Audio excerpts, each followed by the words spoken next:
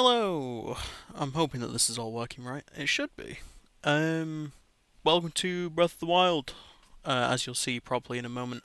Um, Quick rundown before it kicks in properly. This is not my first time playing.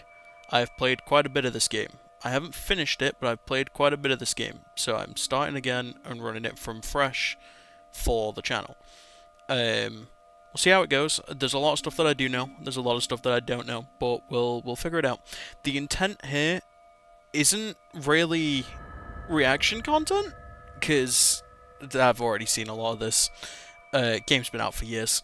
It's bound to be the case. The plan is to try and not quite 100% it.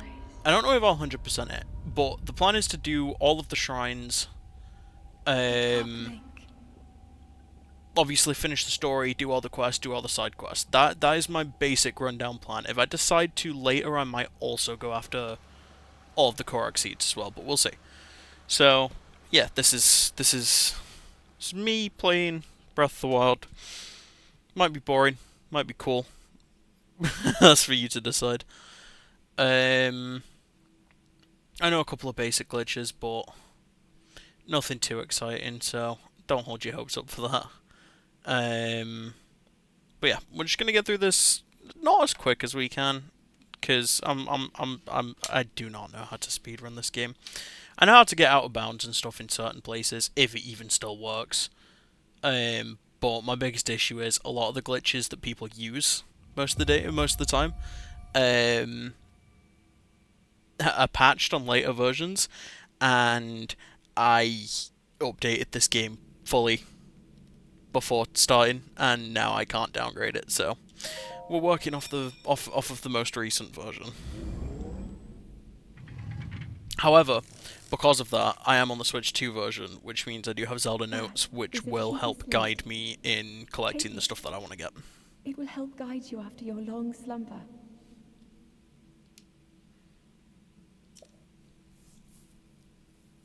For the sake of not just sort of sitting here playing in silence, because I'm new to commentating on my channel, as you can probably tell based on the videos that are on here. Most of them are silent. What I'm going to do is I'm going to read the text dialogue as much as possible. Whenever it's on the screen and a person is talking, I will read it. Which should, you know, it should help a little bit. I'll talk a bit as well. I'll explain what I'm doing it, and all that fun stuff. Um, but yeah, there are going to be lots of sections where I probably won't talk much. Good news is, when I post this, I'm going to be doing it in two different ways. The first way will be like edited, shortened down into nice little videos that they get the main bits, but not much else. And then what I'm going to do is I'm going to stagger them. So when I release episode 2, I will also release the full unedited version of episode 1. So I'm going to knock out the Great Plateau here. Depending on how long it takes me, depends on whether or not I do more than that in episode 1. But for example, this is probably going to be cut down into the important points, and then the unedited version is just that. Unedited is going to be every single minute that I spend on this game, and those are going to be being released bit by bit as well. Now go.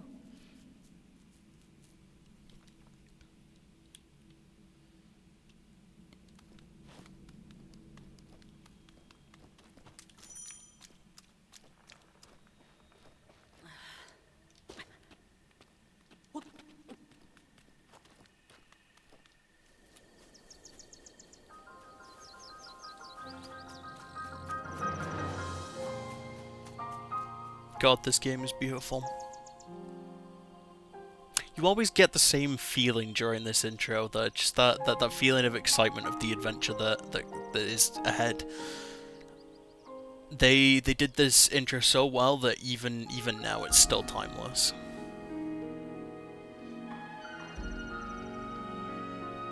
And the music too. The music for this scene's beautiful.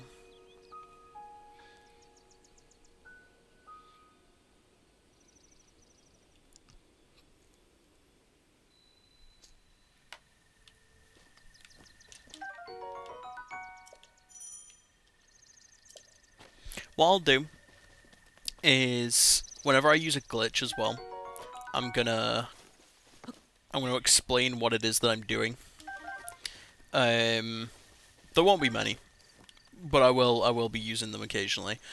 For example, one of the ones that I'm going to be using frequently until later when I get my horse and the teleporting armor. Oh yeah, I've got the DLC as well, so a bunch of the EX content's here. But until I get a horse, one of the glitches I'm going to be doing frequently is called whistle sprinting, which, if you don't know what that is, which I'd be surprised if you don't, you hold down on the D-pad and you mash the sprint button, and that causes you to sprint without using any stamina. The downside to it, though, is every enemy in the nearby area will hear you and be alerted to your position. But it's useful for getting around quickly. At least for now, anyway. I beg your pardon. I do believe that that's my baked apple. You can't just go around taking whatever you please. Oh, forgive me. I couldn't resist pulling your leg. Please help yourself. An apple and an open flame make for a succulent treat. It's a bit strange to see another soul in these parts. Who are you? Me? I'll spare you my life story. I'm just an old fool who lived here alone, for some time now. I hope you'll permit me a question, if I may be so bold. Are you not chilly? Where are we? Answering a question with a question. That's fair enough. I just realised I never put my clothes on. As I cannot imagine our meeting to be simply coincidence, I shall tell you. This is the Great Plateau. According to legend, this is the birthplace of the entire kingdom of Hyrule.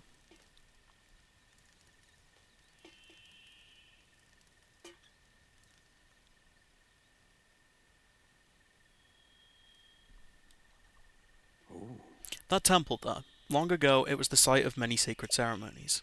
Ever since the decline of the kingdom 100 years ago, it's sat abandoned in a state of decay. It's the Temple of Time. Yet another forgotten entity, a mere ghost of its former self. Give me the torch as well. Well then, just help yourself to that torch there. And how, might I ask, are you planning to use it? To set things on fire! That is rather unnerving. Please be cautious with that around any dry grass that might catch fire. You know there are plenty of monsters in this area. That torch would make a good weapon if need be. However, do not just swing it around without purpose. You must face your opponents and lock your sights on them. Okay, cool. So, I'm just going to grab a couple of weapons along the way. But the main thing that I want to do at this stage is I'm going to knock out the Korok that's right here. I fucked that up. I did fuck it up. Great.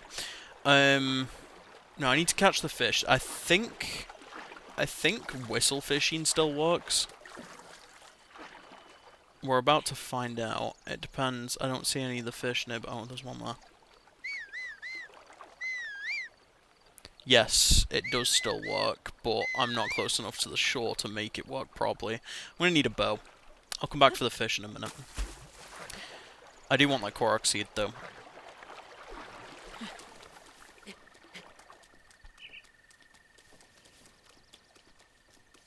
Alright, let's try this again properly. There we go.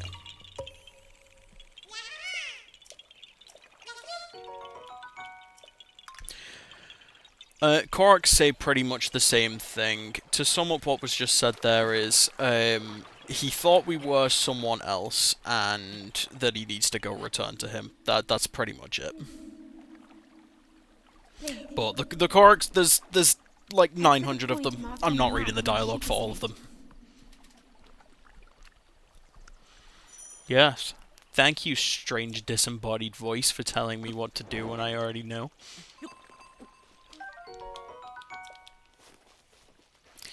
Okay. Right, I'm gonna need a bow. And I think the best place to get that is in the woods where the old man sets up.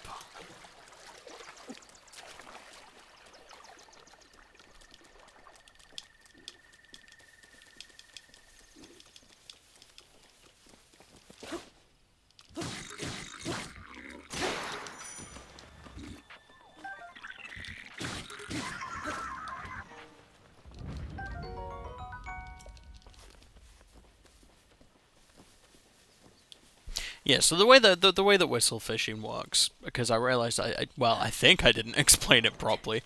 Um, Basically, as long as there is a shore on the opposite side of the fish to where you are, if you whistle, then they'll swim in the direction of that shore and beach themselves, so that you're able to just pick them up. And all you have to do is hit the whistle button. It's great. Right, bow and arrows.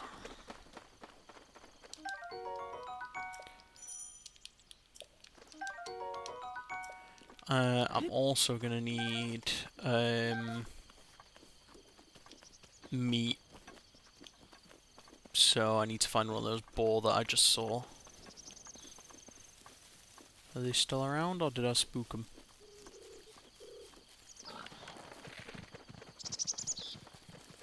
You're gonna startle that one, aren't you? You're not. Okay. Let me get close enough to land a shot on your head. I should do. There we go. So, for people who haven't seen this, which, again, you're rare, basically what I'm doing here is I'm gathering the ingredients to be able to make a meal that will give me cold resistance, because that area just behind that mountain there is covered in snow and I will freeze to death in there if I'm not prepared. So I'm going to make a meal that gives me cold resistance, and then I'm going to give that to the old man at his cabin, who will then give me a chest plate that will give me natural cold resistance instead of timed cold resistance. So I've already got the first two pieces I need, which was the meat and the fish. The last thing I need is spicy peppers, which there's some in his cabin, which is where we'll have to be to make the meal for him anyway. So for now, we can just continue with the objective.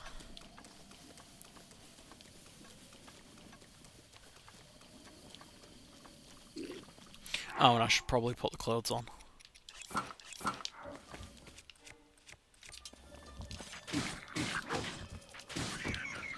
I can't wait to get a shield.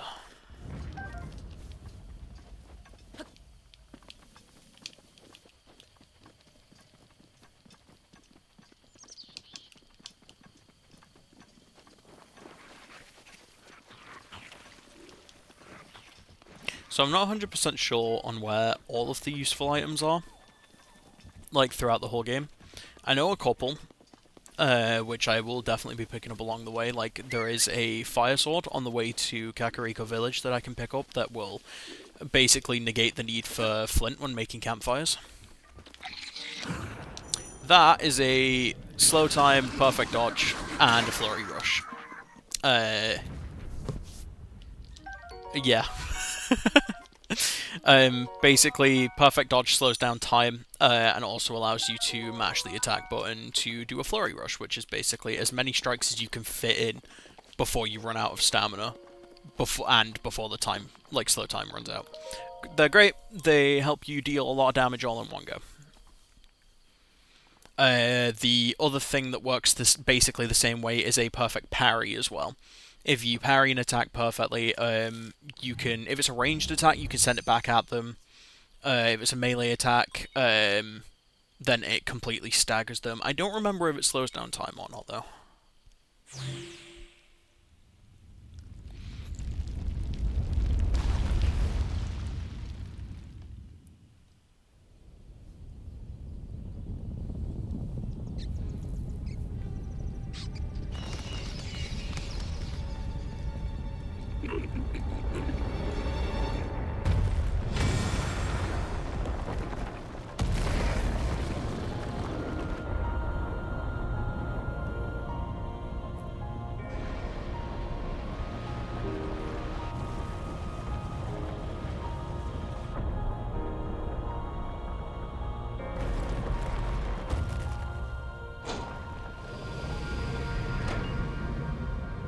I love that scene. We will be taking full advantage of this tower. when we finish the Great Plateau as well, because fun fact about this tower, you can see almost every single other tower in the game from here. So we can mark them all from a distance, so that we can go and collect them later.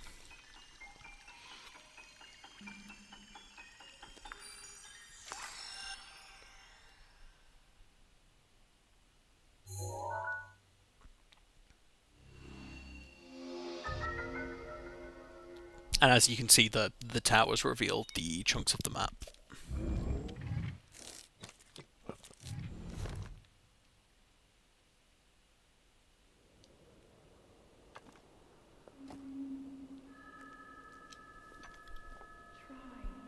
Try to remember. You have been asleep for the past 100 years. The beast. When the beast regains its true power, this world will face its end.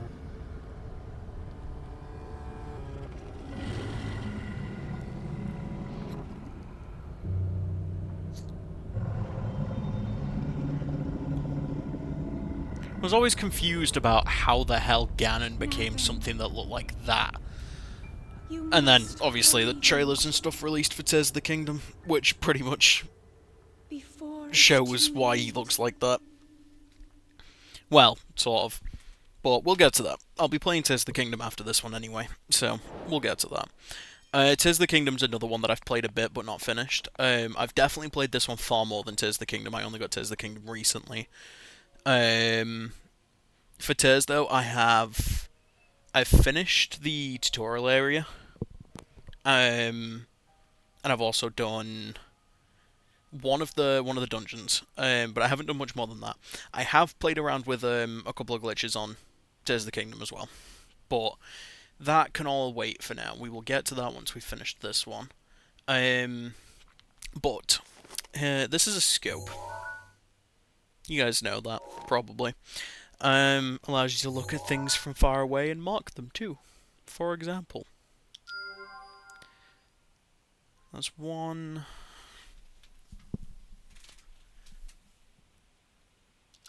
That's two.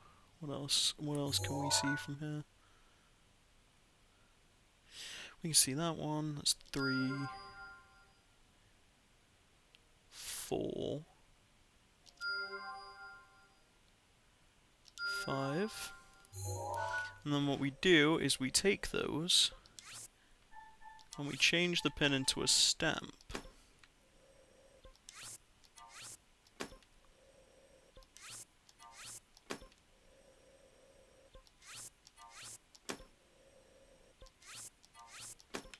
So straight away, we've got the locations of most of the towers on the right-hand side of the map. Are we able to see the one that's past the dueling peaks from here? No. So there's another tower behind those mountains, but we can't see them from here. I'm going to throw down a random guess marker, like there for now, because I know it. I have a rough idea of where it is. Right. Next we'll stand here and see what we can see from here. So that's the last one that we marked before, so that's the next one. I hate having to... I think my analog stick's a bit dodgy, because it's a lot harder to do minute movements with it. That, I believe, is one of the dungeons. Don't worry about that for now. I know that there's one in this field, yep, right there. I'm pretty sure there's one behind it, like the castle as well. But I can't see it from here. I could be wrong, though. There's another two there. That's one. That's two. No, there isn't. That tower right there covers the entire backside of the map. So that's all of those, which just leaves these three here. Which, unfortunately, because of that massive cloud right there, I don't think I can put a marker on the one that's over by the Rito village.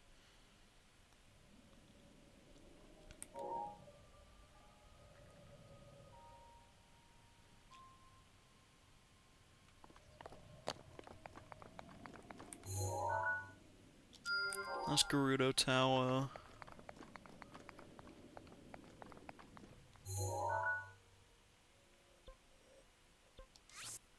So, change that to a stamp. Can't see that one because of the fog. And again, I'm not 100% sure, but I'm pretty sure that the other tower's there. And then Rito Village is around there-ish, but I don't remember where the tower in that region is. So from this one tower, with a single guess, which was this one, we've pretty much got every single tower marked.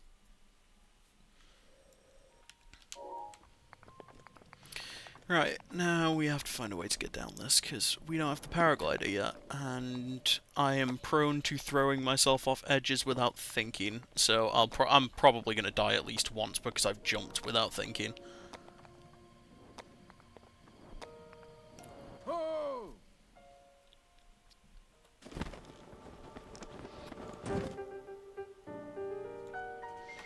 My, it would seem we have quite the enigma here.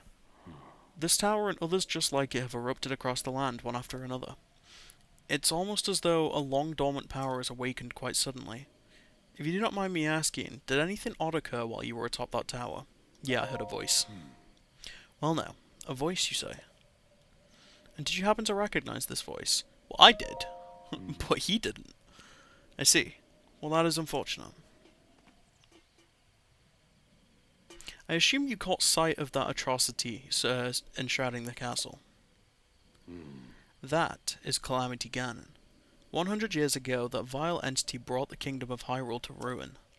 It appeared suddenly and destroyed everything in its path. So many innocent lives were lost in its wake. For a century, the very symbol of our kingdom, Hyrule Castle, has managed to contain that evil, but just barely. There it festers, building its strength for the moment it will unleash its blight upon the land once again. It would appear that moment is fast approaching.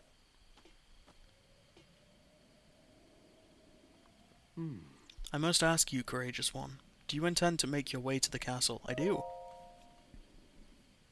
I had a feeling you would say that. Here on this isolated plateau, we are surrounded on all sides by steep cliffs with no way down. If you were to try to jump off, well, no death could be more certain or more foolish. That is a very easy climb down. But, you know, for the sake of, look, it's the tutorial, we'll just believe that that's death. Ooh. Of course, if you had a paraglider like mine, that would be quite another story. Hand it over. Certainly. Why not? But there is no such thing as a free item in this world, you know. Let's see now. How about I trade it for a bit of treasure that slumbers nearby?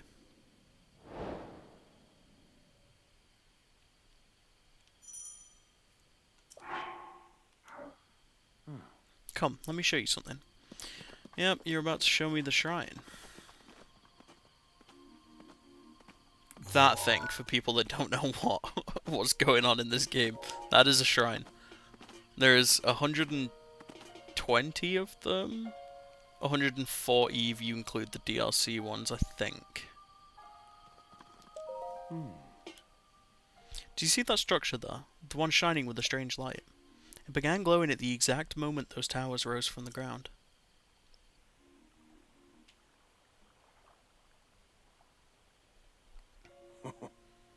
I would think that such a I think that such a place might house some sort of treasure, wouldn't you?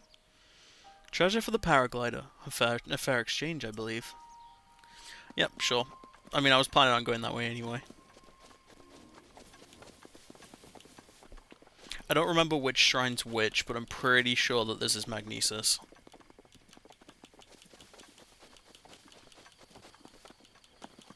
I know that Cryonis is the one that's up there. It's just the two that are in that direction that I'm not sure which is which. I'm pretty sure that I'm pretty sure that the stasis one is the one that's higher up, and the bomb shrine's the one that's by the Guardians. If you don't know what Guardians are, you will. That sound still echoes through my head and gives me nightmares.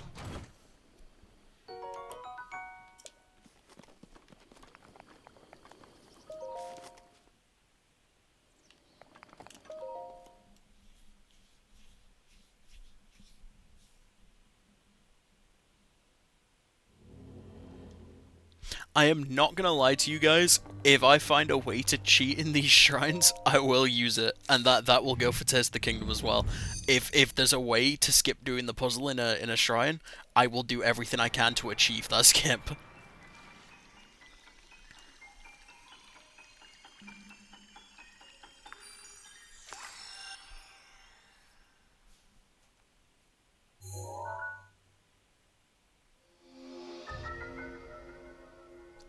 One of the glitches in this game that I do know how to do is the one that maxes out your health and stamina. You essentially use a statue in Hateno Village to duplicate your hearts and stamina. However, I won't be using that until I've done all of the shrines. Because funny little thing about this game is there's not enough shrines to max out both your health and stamina, which is more than a little bit annoying. So, what we'll be doing... Nope, that was too early. Hold on. That was too early again. I'm so out of practice. That was it. So that's a perfect parry. Anyway, as I was saying, I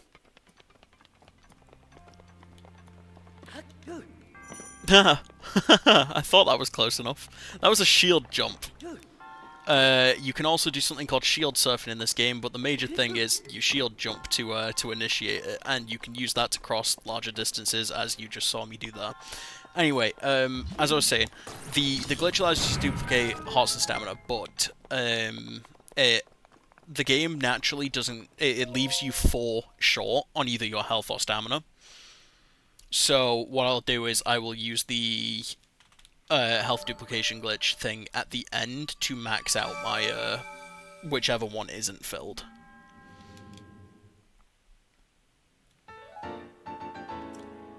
Then again, I think the DLC might make it possible to have both maxed out. I'm not too sure.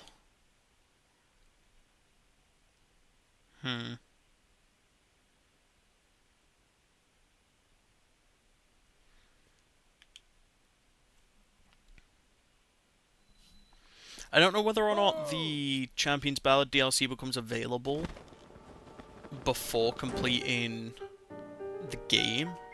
I've not done it yet, but I've heard things about it. It either unlocks... See, I don't remember whether or not it unlocked for me, like the last time I played. But basically, if it drops either when you complete one of the dungeons, all of the dungeons, or when you beat the game. I'm kind of hoping that it unlocks after I've beat all of the dungeons at the latest. That way I can do it before fighting Ganon. Because I've not fought Ganon yet.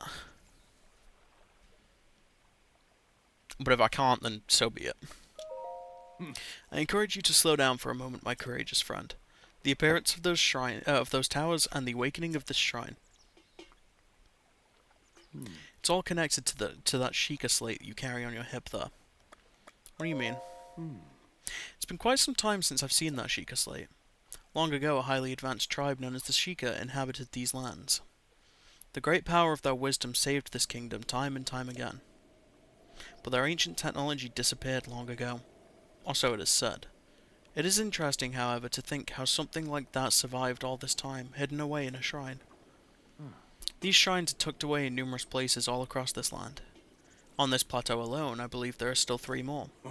Bring me the treasure from each of those shrines and I will give you my paraglider. So I need more now? I said treasure, but I never said there would only be 1 treasure. Whether it's 1 treasure or 4, what's the difference for a young go-getter like yourself? Since I'm feeling generous, I will also teach you a trick for finding shrines. It's always best to survey the area by looking around from a high point. Let's see here. How about you make your way to the top of that tower again? Got it. I admire your eagerness. But allow me to teach you something else before you go. Take a look at that map on your Sheikah slate. Ah, this is the fast travel tutorial. See those blue icons? You can recognize the cave where you woke, the shrine where you came from, and the tower. You can travel instantly to any of those places with the Sheikah slate. Also, I heard quite some time ago. I do not know if it actually works as such. It does. Realistically, I should have marked them while I was still up there, but I forgot.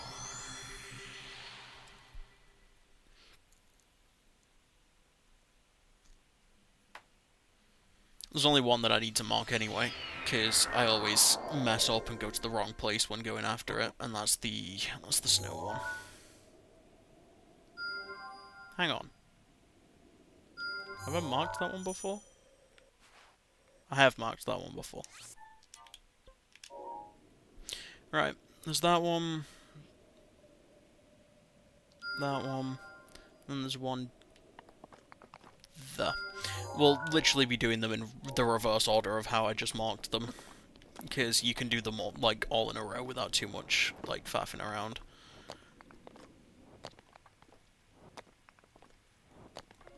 We're making a quick pit stop to the old man's house along the way as well, so I can get the chest plate that makes me warm.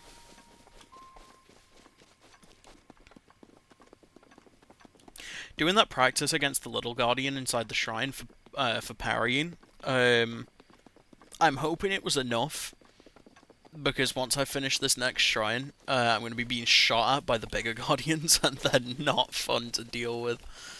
The ones that are stuck in the ground aren't, like, they're not a concern at all. The bigger issues, guardians are these things, by the way, and some of them are not dead. These ones that still have the legs, though, those are the terrifying ones when they're still alive. Ah, I can wake them up without doing the shrine. Right, let's find out whether or not I'm still good at parrying. With minimal practice, this is going to be interesting. Well, there goes my only shield. Run!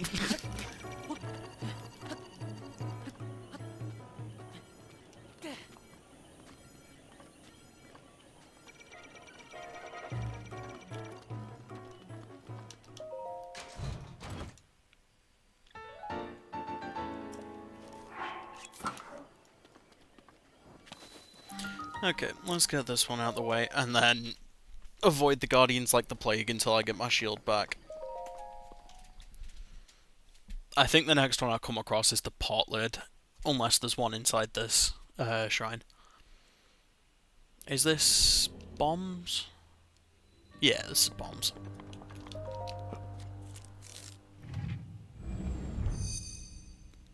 So, there's a glitch I know of. I don't know its name. I always called it bomb flying. I think it's bomb launch. I don't know how to do it. But at some point during this run, I am probably going to try and learn it. Because it's something that I always intended to learn when I used to play this, but never got around to it. So, I likely won't show the process of me learning that, as part of the edited down versions of this series. However, the unedited copies will definitely include that, and it's probably going to be a whole thing.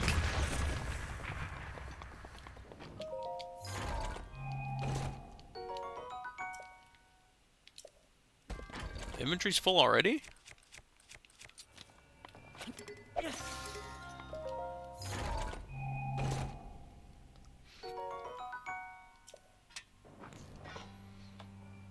Okay, we got big sword.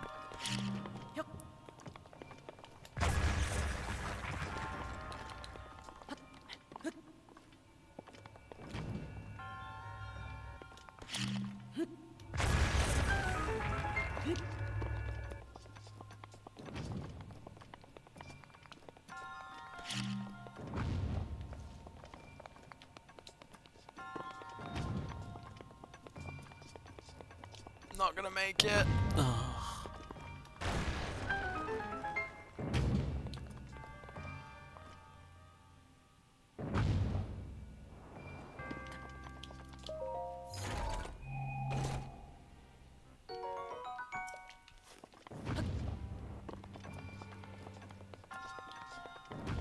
I think first priority, after getting off the Great Plateau, the first priority is always memories. Get those out of the way because they also get a lot of the map uncovered along the way because a lot of them are relatively close to towers. So first priority once we get off the plateau will be getting to Kakariko Village, getting the quest to do the memories, and then running around the map getting the memories and the towers unlocked to get the map uncovered. We'll pick up whatever we'll mark whatever shrines we come across along the way, and then I'm just gonna complete them all like in a batch run. So we'll activate them so we've got the fast travel points for them, and then we'll essentially just leave. That was another Guardian waking up. So yeah, that's the plan once we're off the Great Plateau. Once we've got all the memories and the towers done, we'll start working on the dungeons bit by bit. But along the way, I also need to get a triple shot bow so that I can duplicate arrows, which is not too difficult. In the oasis that's by the Gerudo town, if you take a triple shot bow, it only uses one arrow each time you fire it, even though it fires 3. So you take those, you put a campfire at your feet, you light the arrows on fire, and then you shoot them at a piece of cloth, which puts them out and drops the arrows on the floor.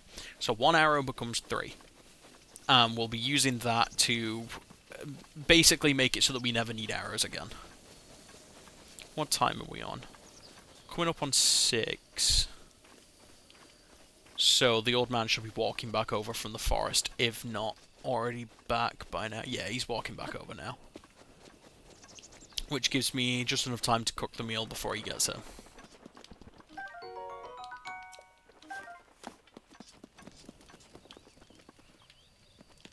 Give him the shield too.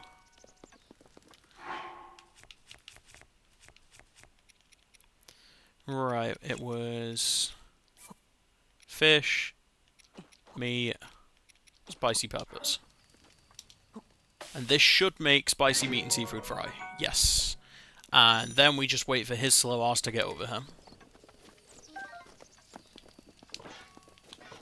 Is there anything interesting inside his house? I mean, the axe. What does axes do? Axes do 3, which is better than the tree branches I've got.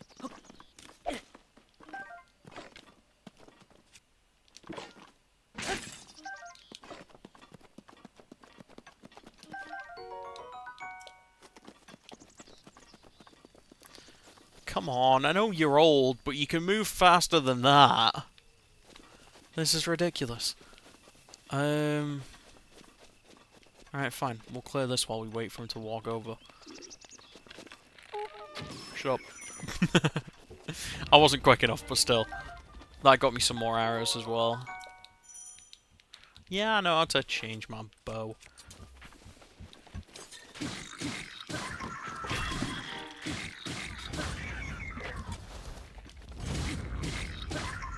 Deal with you. That should get me some more arrows. It did not. He did not drop his arrows. That's a little bit depressing. Oh well, you can't get everything you want. I don't remember how much damage a Boku Club does. It does 4. Okay, so we're ditching that. And there's a second one there, so we'll ditch that too. No, I mean, yep, sure, that works.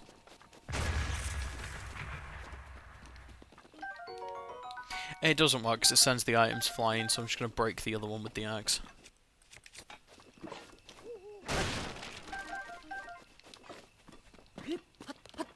I don't remember what this chest gives. That'll do. I don't really need that. Yeah, I don't remember ever seeing one of these in the game, but a spear type weapon this early is actually pretty useful.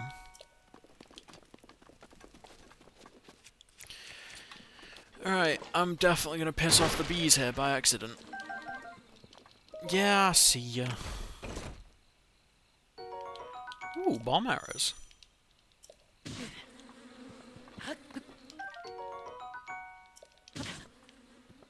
Yeah, now you're gonna be chasing me for a little bit, aren't you?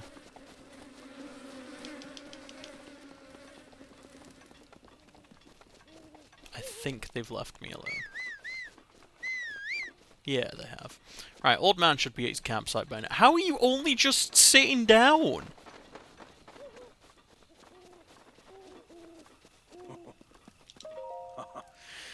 Fancy that. So we meet again.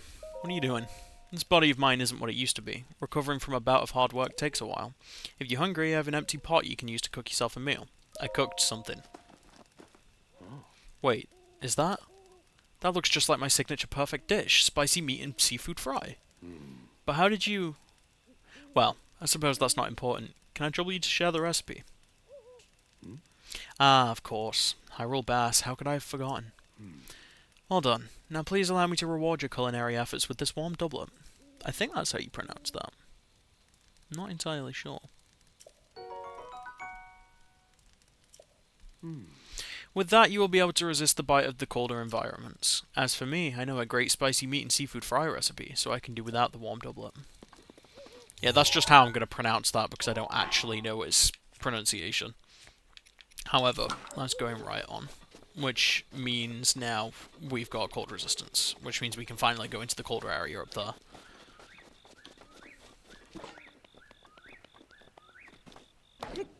So we're going to chop this tree down so it creates a bridge across the gap. Thankfully it didn't fall in. So the way that trees work is when you break them, they will always fall in the direction that you're facing it. So this tree, because I'm facing that way, it will fall that way. If I attacked it from that side, it would fall that way instead.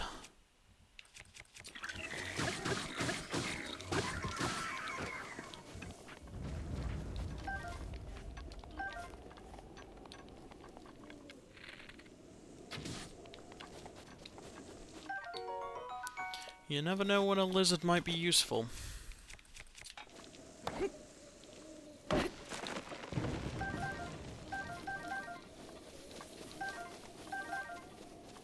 Any food, no matter how low the amount of healing it does is, when cooked, can do so much more. That is why I collect everything that I come across. If I have to go out of my way to grab it, I'll only do so if it's a very important food item. But if not, if it's just in my path as I'm going, I will always collect it. Or try to, at least.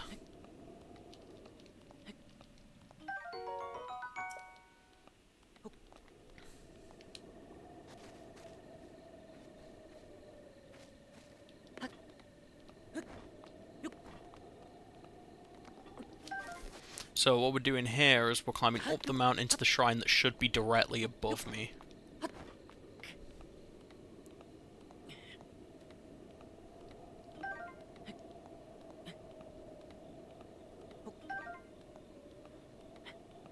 And I should make this before running out of stamina.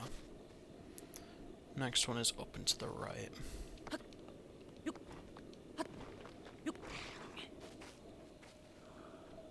And then the last one is directly above me.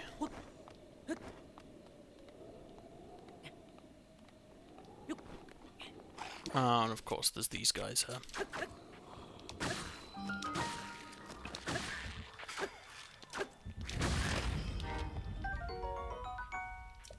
Traveler's Spear is a 3 damage weapon, so I won't be picking that up. And the wooden one will be even lower, yeah. What are these rate at? These rate at 5.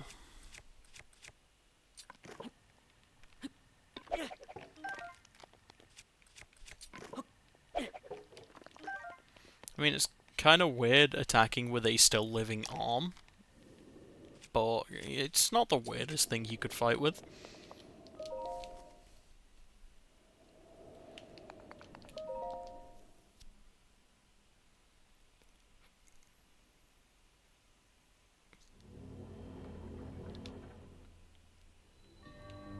Stasis. Cool. So this ability does pretty much what it sounds like it does. You can freeze certain objects with it. I was going to say you can freeze time, but that is a lie. You can't freeze time. You can only freeze certain objects. Specifically certain movable objects. like that massive cog that's in the background there. When the game's not paused because of cutscenes and menus, that spins, so that should be freezable.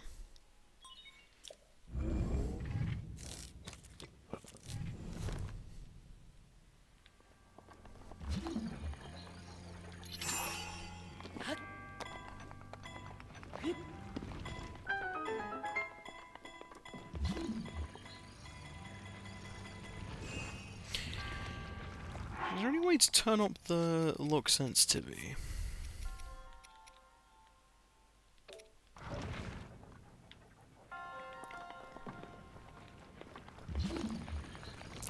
It's not recharged yet. Let's not get crushed by a falling boulder.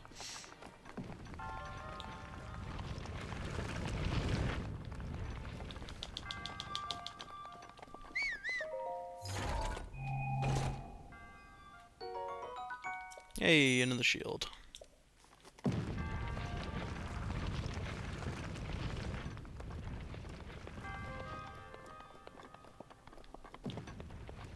Sledgehammer, you do 12 damage, something's definitely getting dropped for you.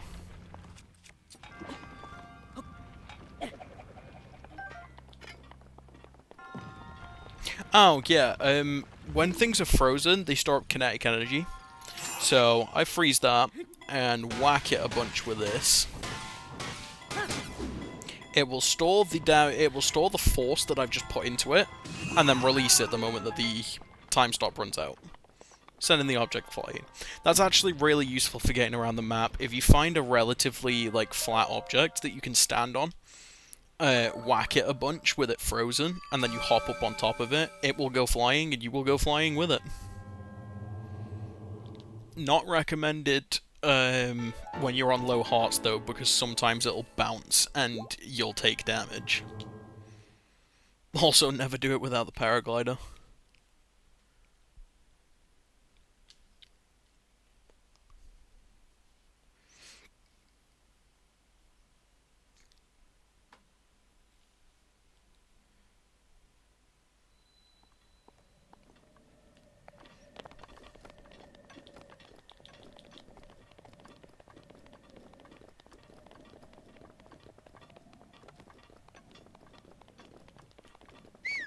Okay, so we got one shrine left, which is the Stasis Shrine. And then we're going to take another slight detour on the way back, because I want to grab a soldier sword. Or a soldier blade, I don't know what it's called. It's the soldier sword, like one-handed sword. Oh, it's a soldier's broadsword, I think. But there's one of those that'll be along the way on the way back, so I'll be grabbing that.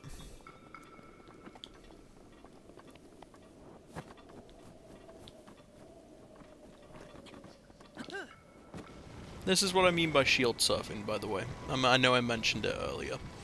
You're not supposed to do it like uphill, but if you've got enough like speed from going downhill when you hit like an incline, you will go partially up it. However, that does, I believe, it doesn't drain durability on your shield as long as you're on sand or snow, but the moment you do it on any form of rocks, it starts massively draining the shield's durability.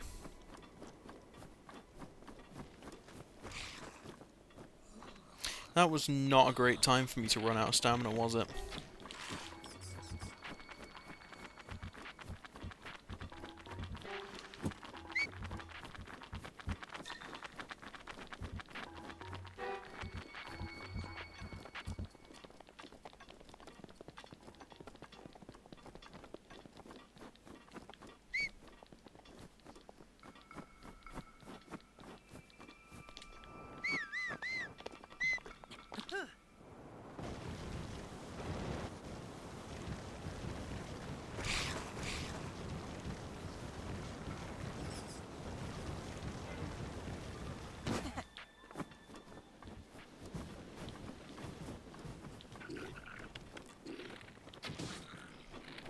I was going for his head, for sure, and that one.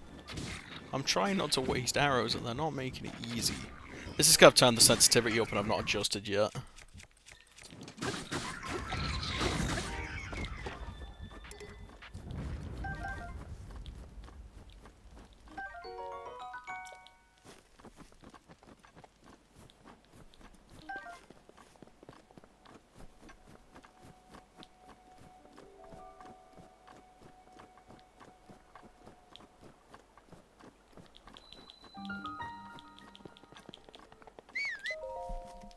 Okay, final shrine. For the tutorial. not final shrine overall. Definitely not final shrine overall.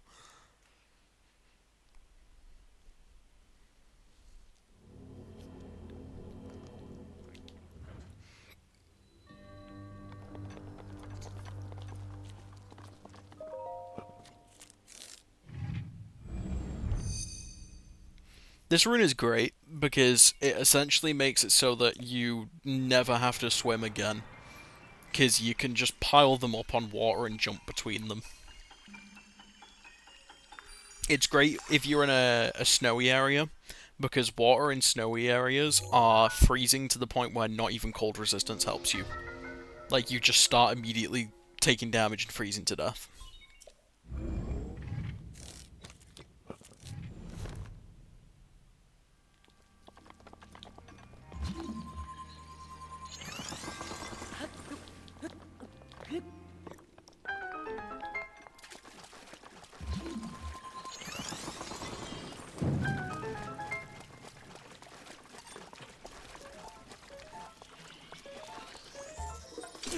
Too early. Nah, these things, they're more difficult to gauge the timing for. There we go. It's way worse though, because there's a mode that comes with one of the DLCs in this game called Master Mode. It basically increases. Each enemy has different tiers. So it's like the bokoblins, the red things I've been fighting. They've got different colours that change their difficulty. I don't remember what order the higher difficulties. What was that? I completely blanked that. Traveler's Spear. I don't want it. Yeah, they've got different like difficulty tiers. So the red one's the easiest. Then I believe it goes blue. I think it goes blue, black, and then silver.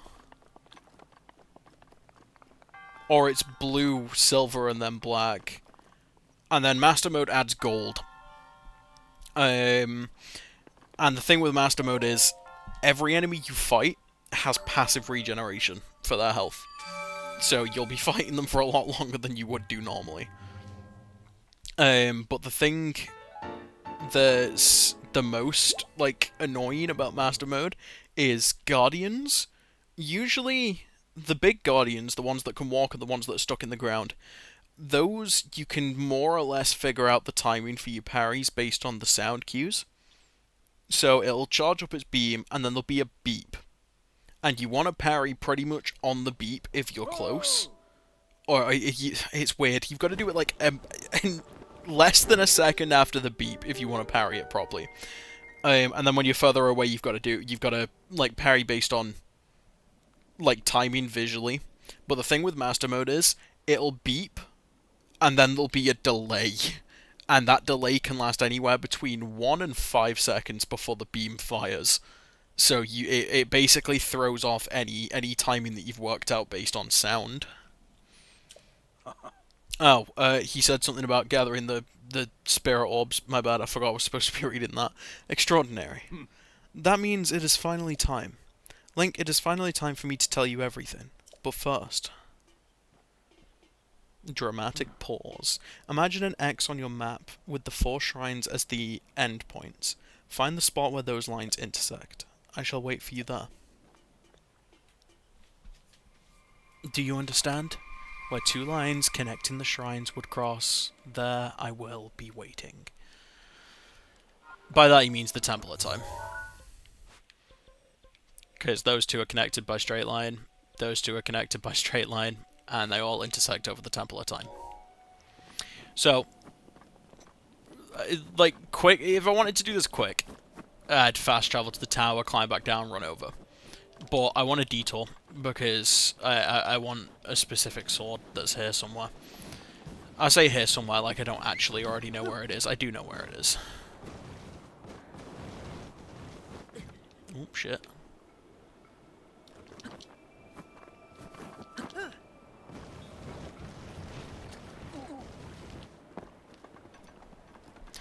So this is a freezing lake. This thing will kill me if I go inside it, especially with 3 hearts. So what I'm doing is I'm intentionally following the path here as far as I can go. And then right at the end, there's a cave that most people don't notice. And that cave has a bunch of rewards in that I am here for. See the chests at the end? It's nice and tucked away, but I'm here specifically for that. Which I need to clear some inventory space for. Ah, I've got the claymore. I'll drop the axe. I can cut things with the claymore. So that's our strongest weapon so far now. That's 14. But I don't want it. I don't want to be using it. Not yet. The fire arrows are useful as well. I won't say no to some good elemental arrows.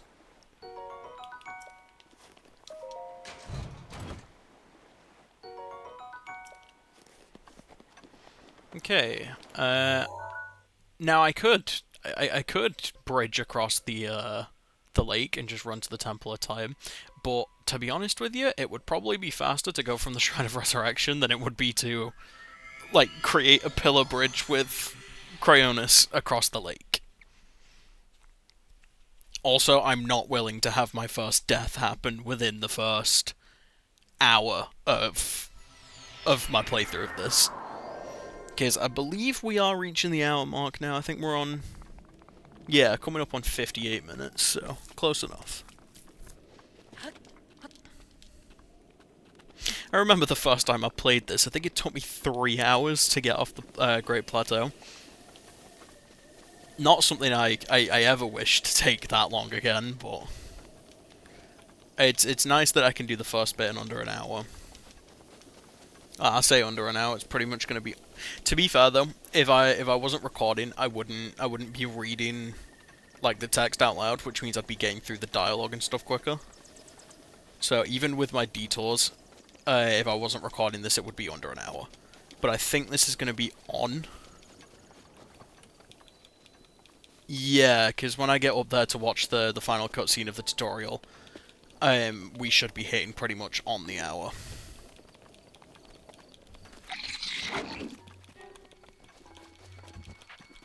But I do still need to get my my heart container, so that may take a second as well. This dialogue isn't important and is said every single time we come to get an upgrade, so I'm skipping through this. It's basically just explaining that it's four spirit orbs for an upgrade. So every four shrines we can increase our health or stamina.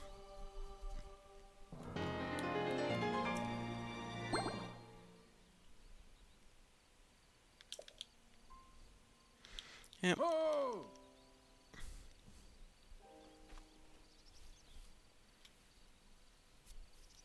Blessing of the goddess has made you that much more resilient, I see. Here I am, get up here quickly.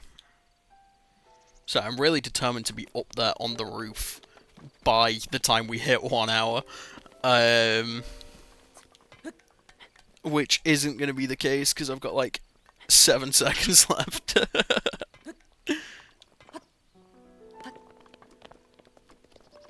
You know what? I'm counting it. I'm counting it. I'm on the roof. I'm counting it.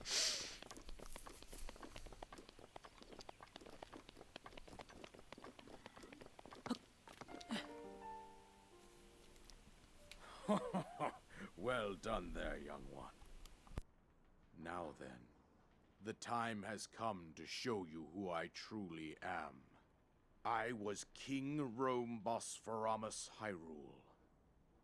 I was the last leader of Hyrule, a kingdom which no longer exists.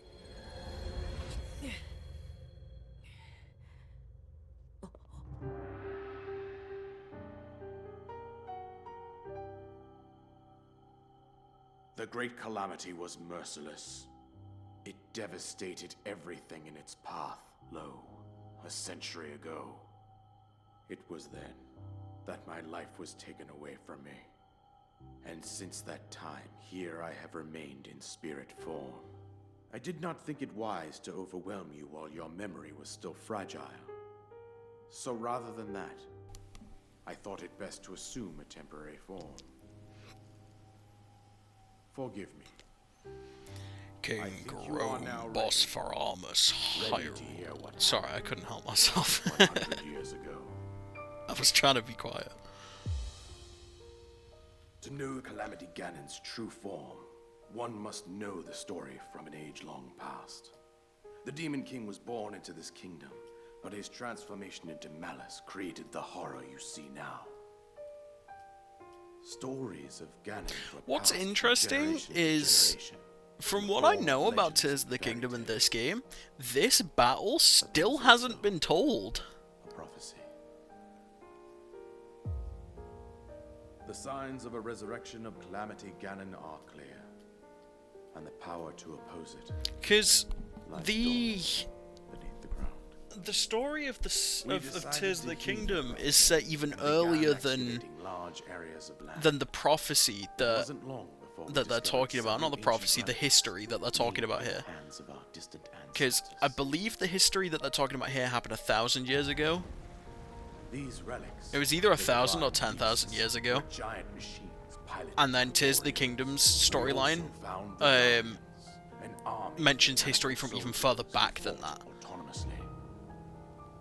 So this This fight that's displayed here on this mural, we've not seen it. We also learned of a princess with a sacred power, and her appointed knight, chosen by the sword that seals the darkness. It was they who sealed Ganon away. Also, using the why power does the of his hero ancient look like relics. that? 100 years ago, there was a princess set to inherit a sacred power, and a skilled knight at her side. Link and Zelda. So that's It was us clear and that Zelda. We must follow our ancestors' path. We selected 4 skilled individuals from across Hyrule and tasked them with the duty of piloting the divine beasts. With the princess as their commander, we dubbed these pilots champions, a name that would solidify their unique bond. The princess, her appointed knight, and the rest of the champions were on the brink of sealing away Ganon. But nay. Ganon was cunning, and he responded with a plan beyond our imagining.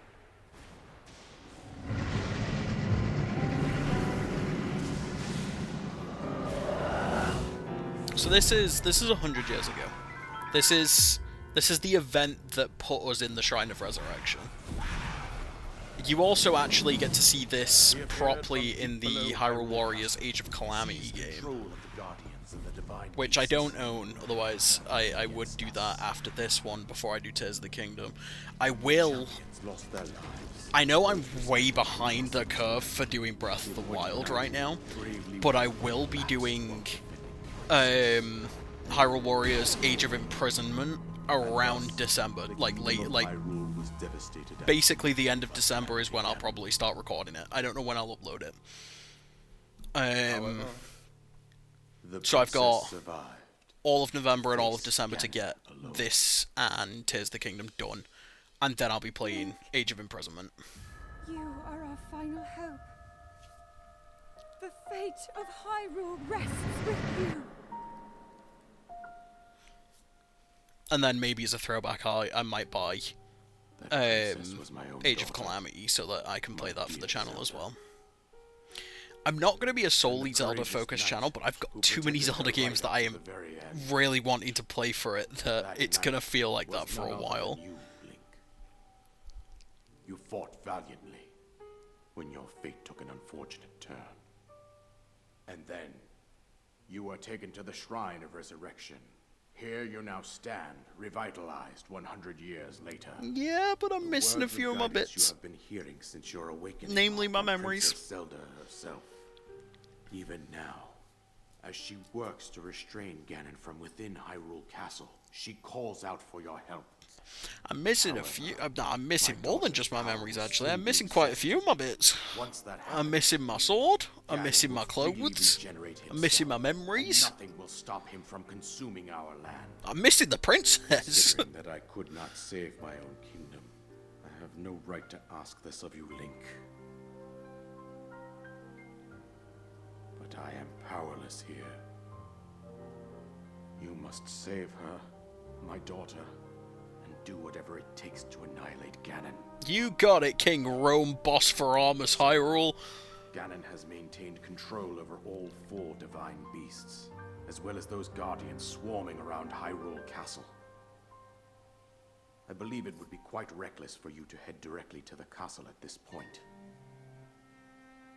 I suggest that you make your way east out to one of the villages in the wilderness. Follow the road out to Kakariko Village. There you will find the Elder Impa. She will tell you more about the path that lies ahead. Consult the map on your Sheikah slate for the precise location of Kakariko Village. Make your way past the twin summits of the dueling peaks. From there, follow the road as it proceeds north.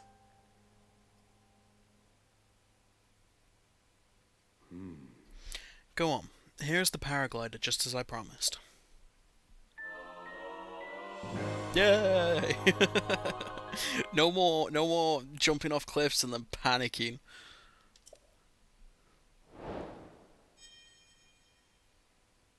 I think I've only done that once in today's episode. I think I've only done that once. It was right near the beginning. I didn't make a comment on it, but my heart did kind of just flip. It was when I was on the way to collect the bow, and I jumped off a drop thinking I could use the paraglider, and then remembered I don't have it yet. With that, you should be able to safely fly off the cliffs surrounding the area. And I think that's it. I told you everything I can. Link, you must save Hyrule. Cool. Thanks, old man. Sorry, I mean, thanks, King Rome, boss for Armus Hyrule. Alright, this should be a bow. Yeah. Right, Kakariko Village is there, so first stop is... Right, we're gonna hit the tower. We're gonna go... Where's the dueling peaks? That way. Yeah, we're gonna go this way. No, we're not. I'm gonna fast travel to the tower, and then we're gonna go that way.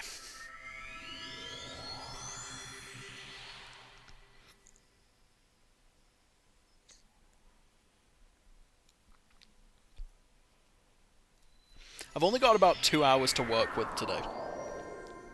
So, I want to see how much I can get done within the amount of time that I've got.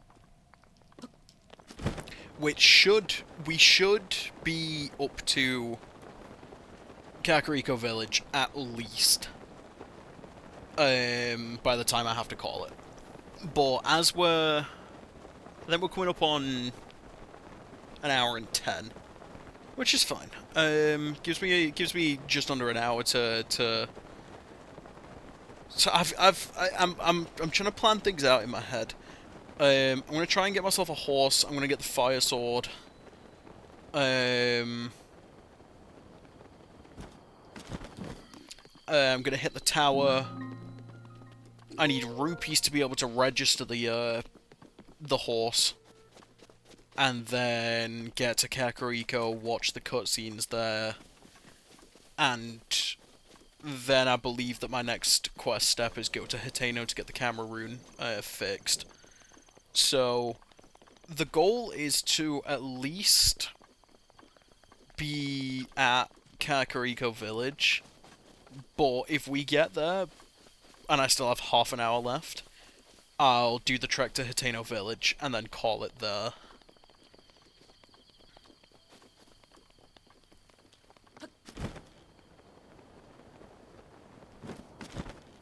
So, like I said, what we're going to do first is... Like I said earlier, with the shrines, I'm not going to do them.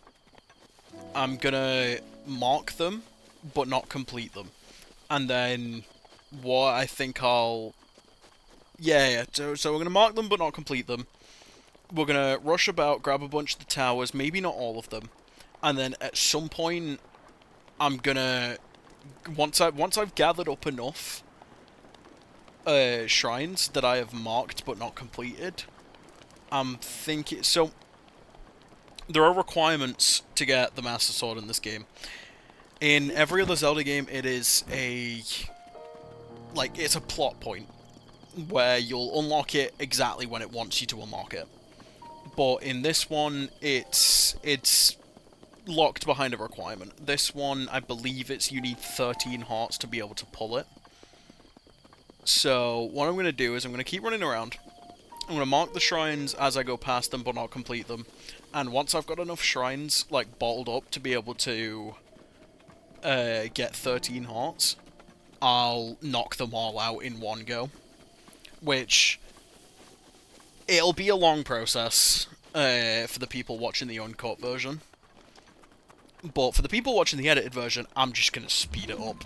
It'll just be me knocking out shrine after shrine after shrine, just sped up.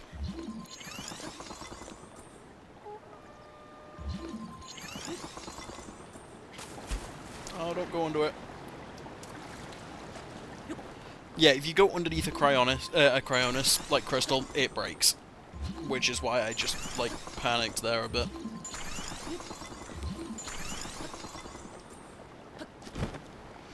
And that is how you use Cryonis to never have to touch water. It's great.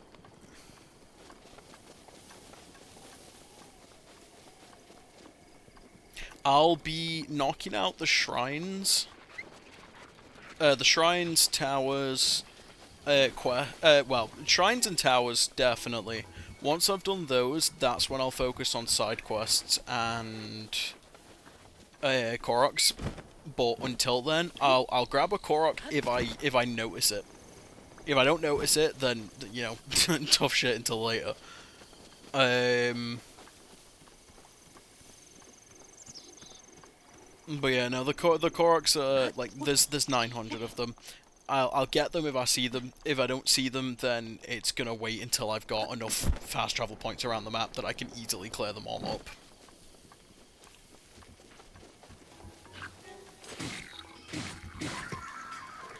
Please drop your arrows, I need those. You didn't. Thanks.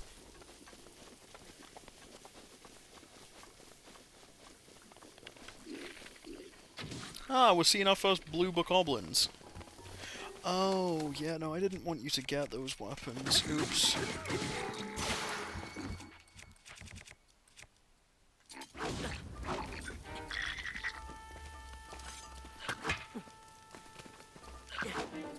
Nope, that wasn't timed right. Come on. I need you to... Okay. Ow.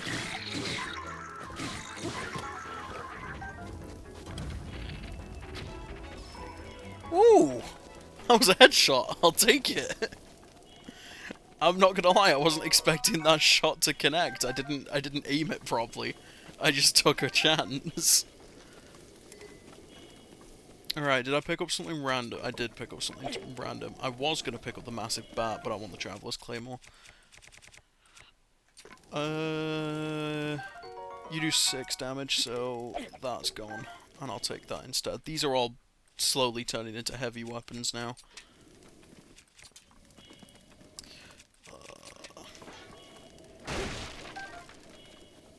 Arrow from that one.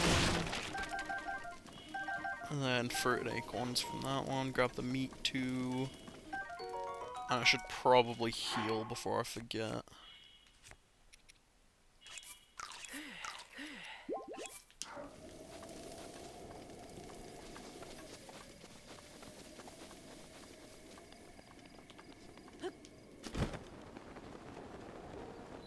Ooh, there's breakable rocks at the bottom of this. I've never noticed that before.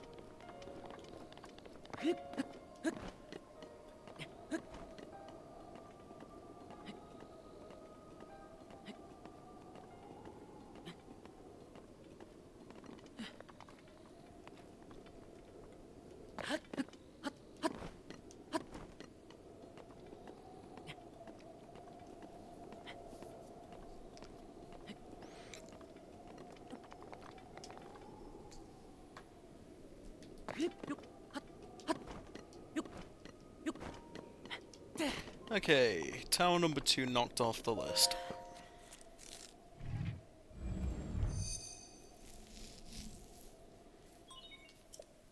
So, my path from here is I'm going to cut through the mountains, preferably on that ledge part on the left-hand side, that way it lines me up with a shrine along the way. So I'll get the shrine along the way, I'll stay on that high point until I get round the edge, drop down on the shrine that's on the other side of the mountains and get that marked. Then I'm going to curve right all the way up to the sort of like a little corner tucked away in the cliffs, and you climb up, but you climb about halfway up, and there's cracked boulders that you can destroy. So we break those. It opens up into a little cave, and in there's a couple of gems, and the fire sword. And I think I've explained it, but you're gonna hear it again. Basically, it's a sword that when you swing it, it emits fire. And fire is really useful, because if you drop wood on the floor and swing it with fire, it will turn into a campfire, which allows you to skip time. It's also useful because when you're in a snowy area, it raises your body temperature. So that's immediately getting turned off. That beeping will do my head in if I don't. Nope, that's hero path mode. There we go. I forgot what I was saying now. Oh, I'll come back and check what that is later. Yeah, so it'll raise your body temperature. So when you're in the snowy mountains, the temperature is that cold that one piece of cold-resistant armor isn't enough. You need two. Or you can wear one piece of cold-resistant armor and have the fire sword on your back, and that'll raise your temperature enough that you're still fine. It's also useful because whenever you come across ice crystals that you need to melt, as long as you've got the sword on your back, they will just melt because of the heat coming off the sword. So it's a very useful and versatile item. So that is one of the reasons why we'll be getting it. We won't be using it to fight though.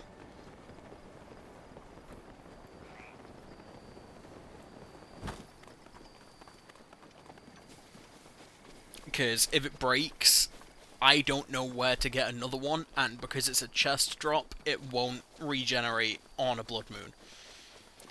So weapons that are just naturally like stabbed into the ground or lay against rocks and stuff around the map, those regenerate on a blood moon. I don't know how often blood moons happen, I just know that if you glitch the fuck out of the game, they happen. That there is another glitch that I know how to do that is useful for getting a shit ton of rupees.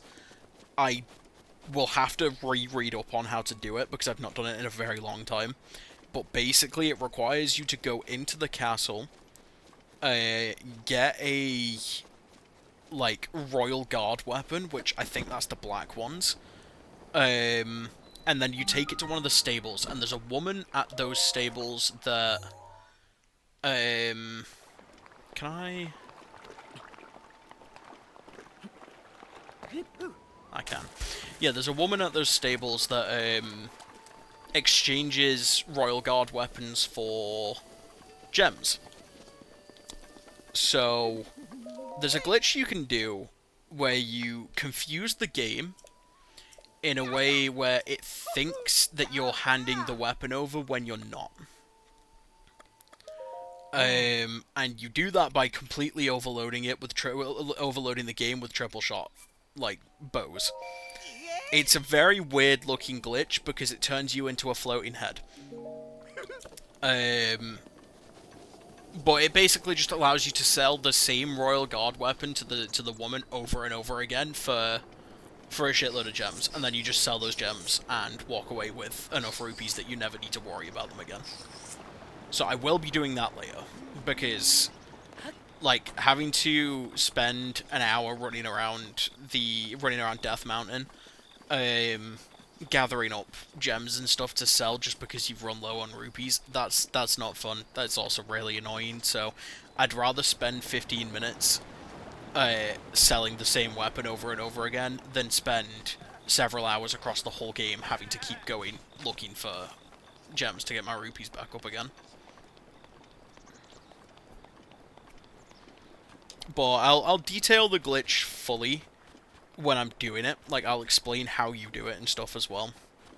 But until then, you don't have to worry about it too much. How close are we to nighttime? Dangerously so. I'm probably going to get jumped on my way through this part of the forest. There is a Stalnox here, which is a giant bone monster.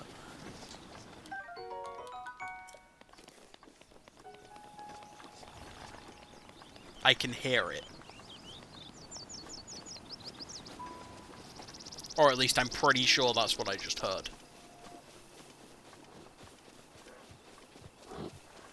Oh, that's a grizzly bear. No, I didn't hear it because it's not awake yet. Are you going to come back around, or are you running away? You're coming back around.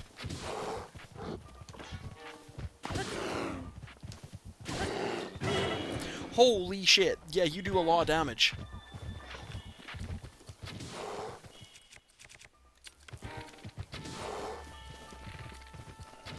Can you just die already? Are you being for real? How much health do you have? That was my last arrow.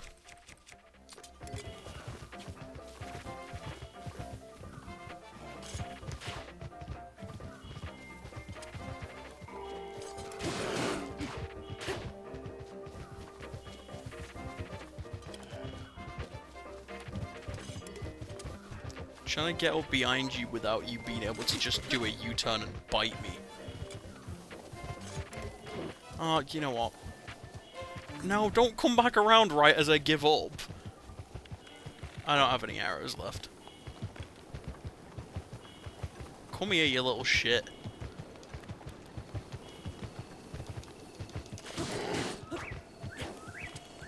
Okay, good, it despawned. I'm a bit disappointed I didn't get the meat off it, but it's fine. It's not alive anymore to attack me, which would have hurt a lot.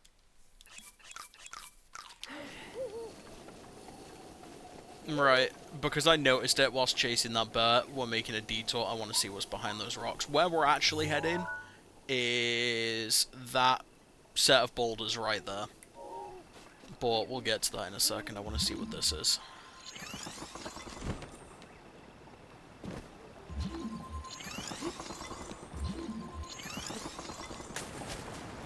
Oh yeah, because I didn't want you to grab the side of that or anything.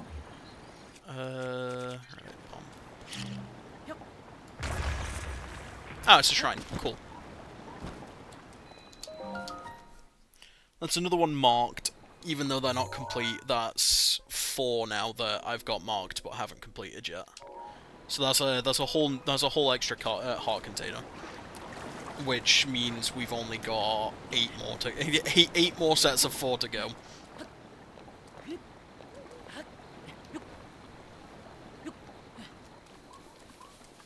So when we're able to pull the Master Sword, the tracker, whenever we load, should say that I've completed. Yeah, I'll have to have completed at least 40 shrines total to be able to pull the sword, including the tutorial ones. Nope, wrong ability. That one.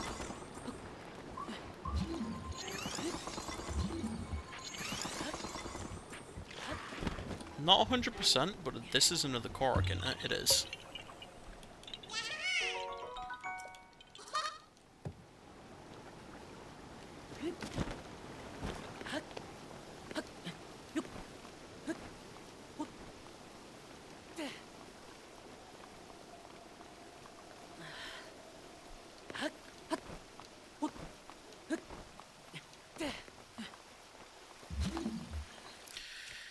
Okay.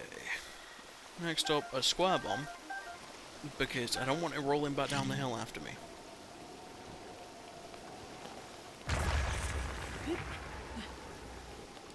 Okay, so there's a couple things in here, including that soldier spear. I didn't read how much damage it does, so we're just gonna drop something and test it. How much damage do you do? 7. Okay, that's worth grabbing.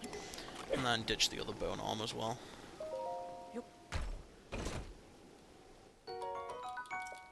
Oh, fun fact about Link. If you take his pants off and go to kick a chest open from the sides or backs, he stubs his toe and gets injured. It doesn't do any actual damage, but it's a funny animation that they added in to show him stubbing his toe. Which it's a nice attention to detail.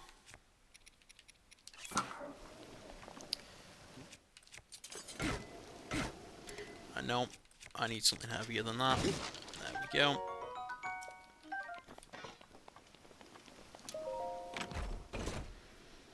So basically we just get a bunch of gems from these chests, which is great and all, but what we're actually here for is behind those rocks.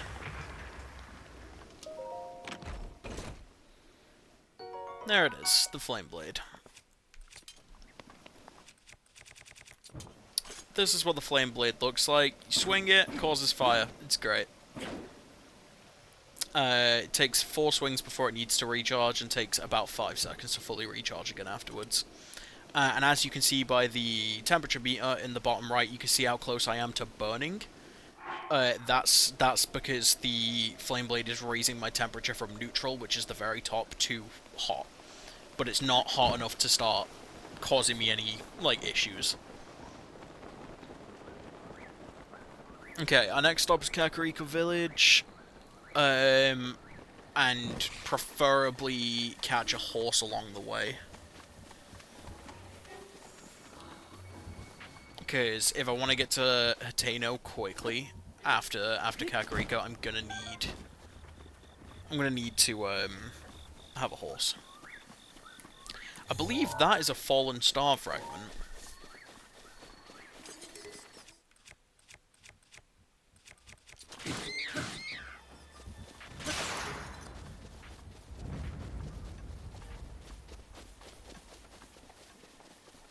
Right, there are horses the second I get across the river. So, that's our goal, is to get one of these horses. So for that, I'm going to need to sneak up behind them, so I'm taking basically every item on my back off, because they clank about and I'm trying to be quiet. I need to find some horses that are close, though. That's a goat. Maybe nighttime isn't the best time to do this.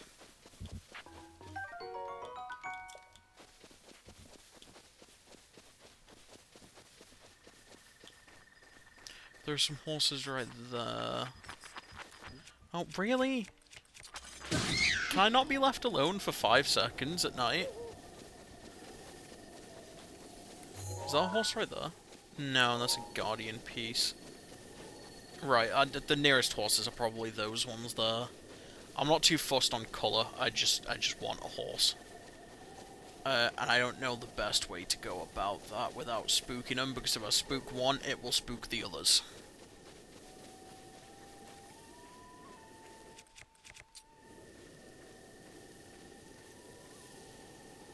So, there is a noise meter directly below the temperature one that shows how loud I'm being.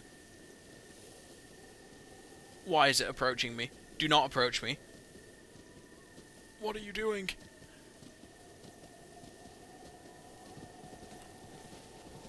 Come here, you little shit.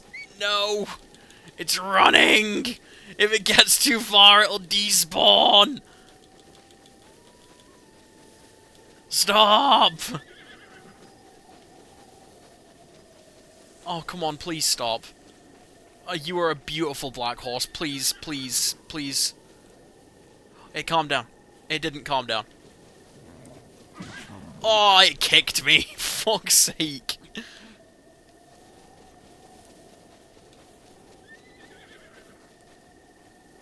Right. Nope. It's still running. Why am I herding a horse?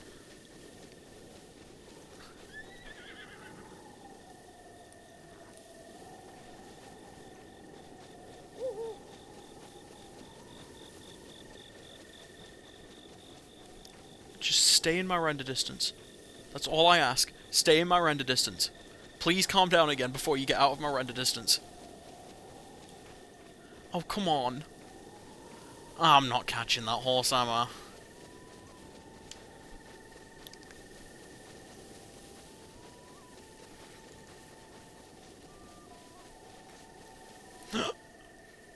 I might still catch that horse.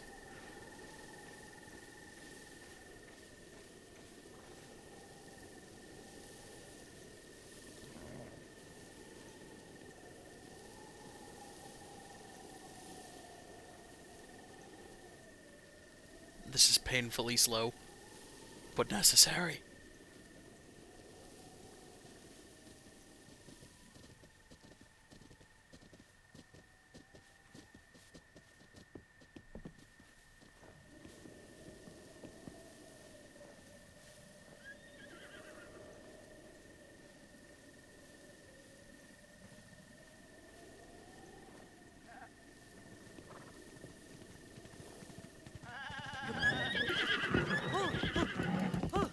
Come on, come on, come on, come on. Oh, I had just enough stamina left. Okay, cool. Let's go get this thing registered. Alright, where's the... There it is. So we got a horse now. It's not a bad one either. It's got three dash charges.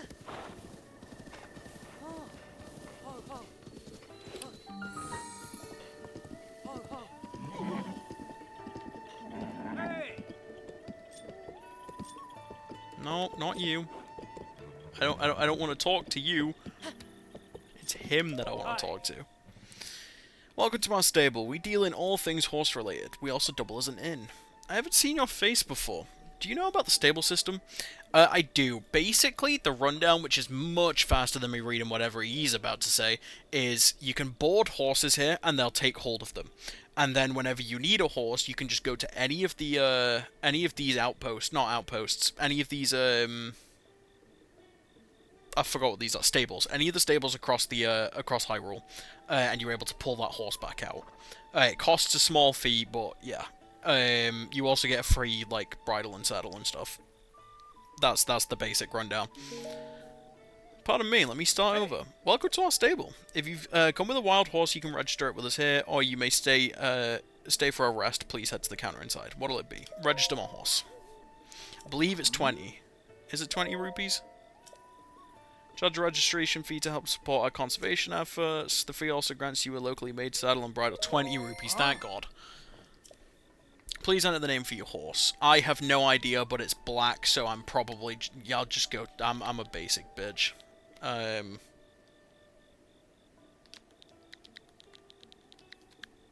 we go. Yeah, take the horse with me. You're separated from your horse, you can whistle and it'll come running.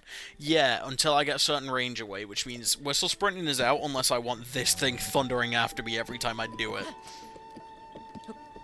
Alright, I need to get my affection with it up, and the best way to do that I am aware of... Feed it apples. Food is the fastest way to a horse's heart, apparently.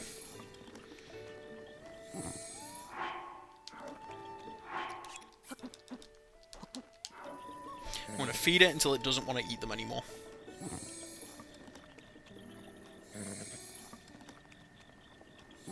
But I think 10 apples should be more than enough.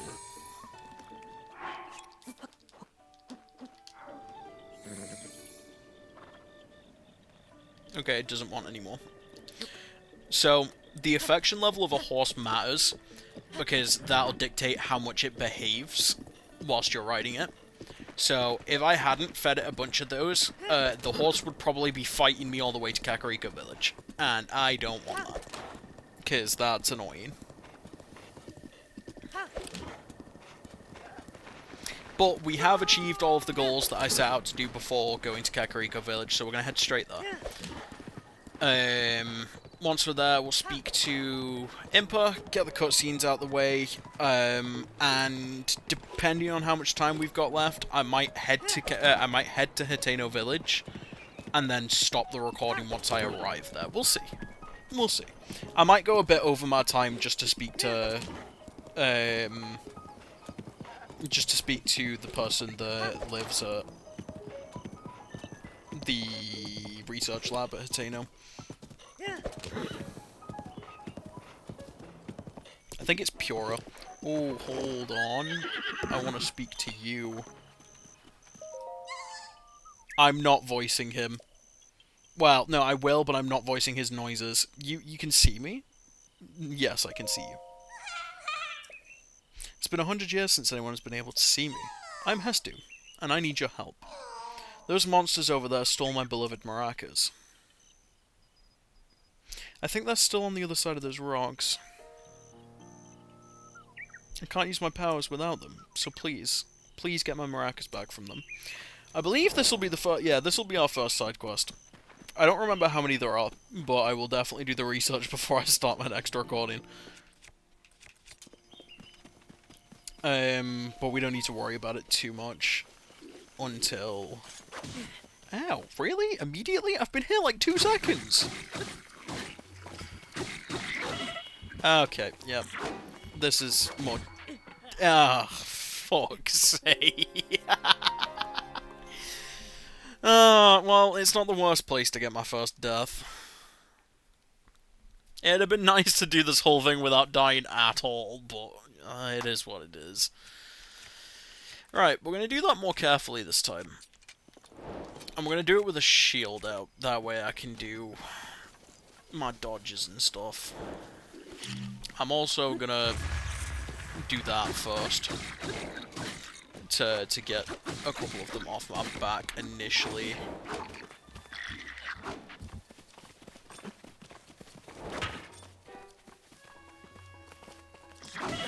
Ow. I hate combat. Oh no, this is excellent. I kept thinking to myself, maybe I could put a death montage at the beginning of the edited version of the series, but I'm starting to think that I might actually have the opportunity to do that if it continues like this. My armor is dog shit. I can't tank a hit right now. Well, I can, but I can only tank 1 hit. Fuck it, we'll fight with this thing, that way I can...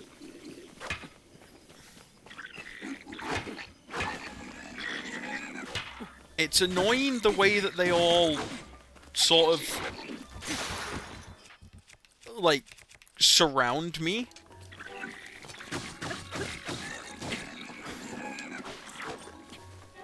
Because with them surrounding me, I can't block to negate damage, and that's kind of like the only leg I have to stand on at the early stages like this.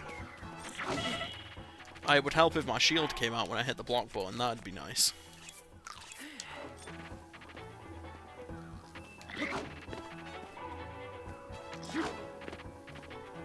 Wow, my timing really is off with these guys. Come on, do a side swing. I'm still off. Again, I'm using you for training purposes.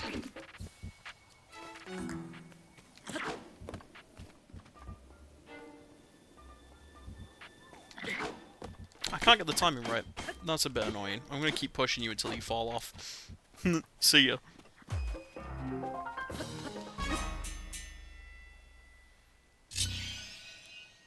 I'm glowing! No, it was the eyes turning gold. Right, so we're gonna pretend that that never happened. If the game continues like this, because I'm probably going to end up recording the second episode before I post the first. So depending on how it goes, those are my maracas, please give them to me. Depending on how that goes, I might have a death counter. If things continue this way. But wait, there's something wrong with my maracas. The Korok seeds inside are gone. How am I supposed to dance now? If I had just 1 Korok seed, I could sing, dance, and use my powers to help you. You see, I have the power of inventory expansion, so let me know if you find some Korok seeds. I've got some. The children of the forest must have taken my Korok seeds from my beloved maracas. I never thought I'd be the target of one of their pranks. But wait, do you have a Korok seed? You do! You got a Korok seed from one of the forest children. If you give me just 1 Korok seed, I'll make your inventory bigger in return. This is the only time I'm voicing Hestu, by the way. Because every time we speak to him past that, we will literally just be coming to him to get inventory expansions. I'm gonna let this play once here as well.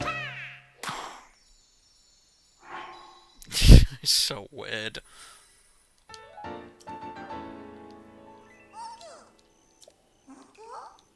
Yep, can I do a second one? No, I can't do a second one. Okay, do me a shield one then.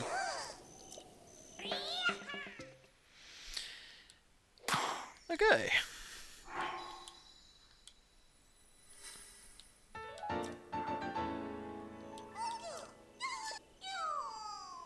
Oh, look at the time. I need to get back before Grandpa yells at me. Sorry, I have to go, but I still need Korok seeds, so bring me some to Korok Forest if you find any. Okay. We'll be needing to go there anyway, because if I'm remembering right, that's where the Master Sword is anyway. So we'll be heading there regardless. Okay, now that that detour's out of the way, onwards.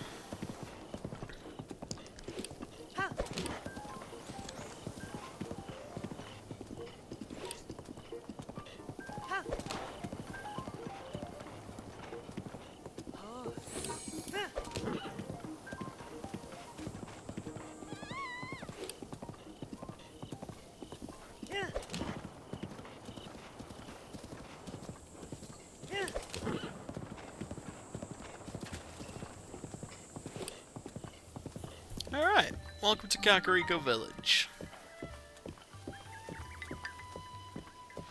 I'm gonna head up the mountain first and get the shrine. I also need to hop down here for a sec, because I broke one of my weapons, so I want my Traveler's Sword. Yeah, I'm journeying up the mountain first. I did not mean to speak to you, Booga. You're a trader! What do you have? Oh, you sell bugs and shrooms. You're like the average, like, druggie from England.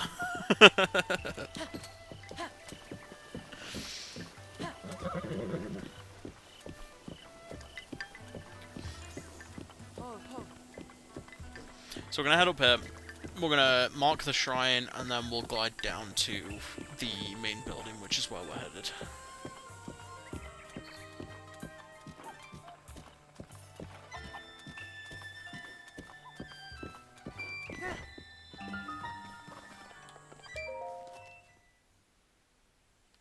Okay, shrine marked. Can I go straight to the doors and avoid the guards completely? I can. A man? Huh? Is that? It's a Sheikah slate. Could you be the hero my grandmother told me about? What was his name? Lin... Oh, it's not that I forgot. I'm just bad with speaking. As for me, my name is Pie. Oh, my name is Pia. Whew, I got it out. I know I should be able to say that easily, seeing how it's my own name and all. I'm so sorry. Anyway, my grandmother's been awaiting your return ever since I was little. Please hurry inside. Honey, I'm home! So... Oh boy, you are really old, aren't you? It has been quite a long time, Lane. I'm sorry, honey. I was dead for 100 years. But you remember me, don't you? No, not one bit.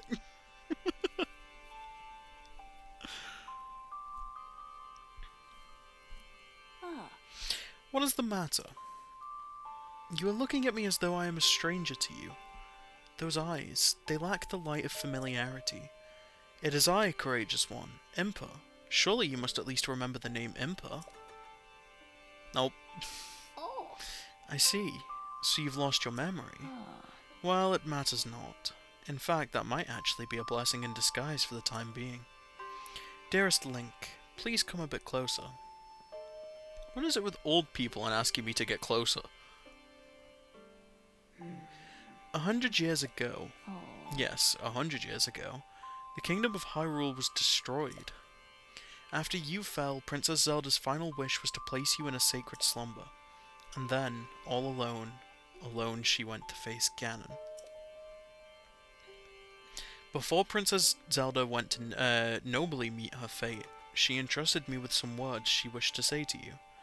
I have been waiting 100 years to deliver the princess's message. oh, However, these words which the princess risked her life to leave you, well, if you are to hear them, oh. you must be prepared to risk your life as well. But I am afraid that burden may be too much to bear while you are still without your memories. I leave the choice to you. When you feel you are ready to receive the princess's message, return to me. Gimme. The words that the princess risked her life to impart to you, I cannot pass them on to someone who lacks conviction. Are you prepared to risk your life for the greater good? I am. Not a memory to your name, and yet you are as intent as ever to charge forward with only courage and justice on your side.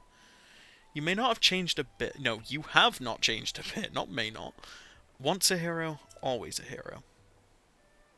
Yeah. Very well. Since you have lost your memory, I will recount for you all that has happened.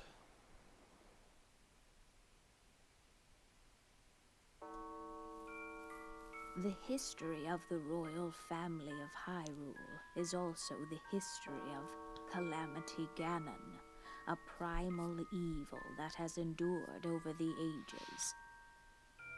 This evil has been turned back time and time again by a warrior wielding the soul of a hero and a princess who carries the blood of the goddess.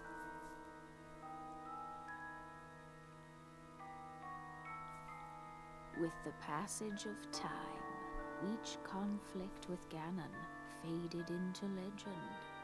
So listen closely as I tell you of this legend that occurred 10,000 years ago. Hyrule was then blossoming as a highly advanced civilization. Even the most powerful monsters posed little threat to the denizens of the realm.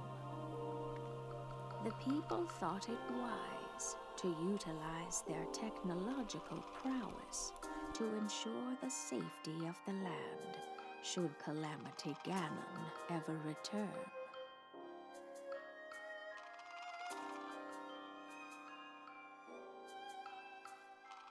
They constructed 4 mechanical wonders that came to be known as the Divine Beasts. They also built a legion of autonomous weapons called Guardians. The Divine Beasts were piloted by 4 individuals of exceptional skill from across the land. And thus, the plan to neutralize Ganon was forged.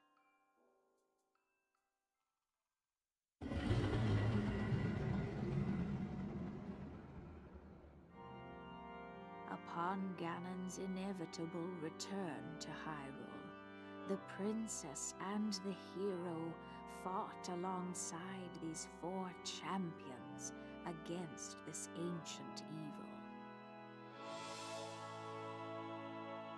The Guardians were tasked with protecting the hero as the divine beasts You can hear the classic Zelda unleashed music in the furious background there, attack the main theme. on their terrible foe.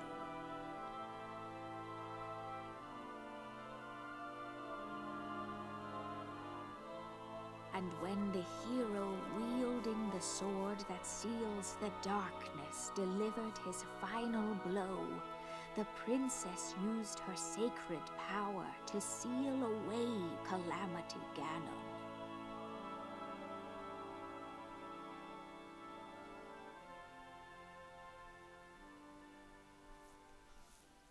Again, this is content that we've never actually seen before.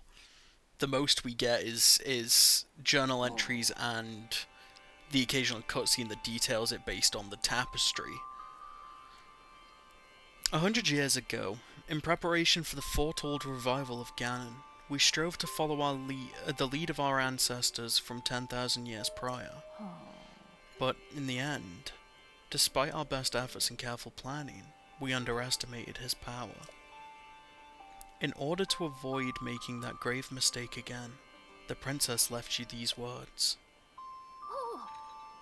Free the 4 divine beasts. That is what she said. Understood. Have a nice day. It seems to me that your Sheikah slate is not yet complete. The device Princess Zelda left you is your guide and also your memory. Now, let's see. Someone at the research lab in Hateno Village might be able to help you. Understood. Have a nice day. I know where it is. You are Princess Zelda's only hope, and Hyrule's as well. You cannot turn back now.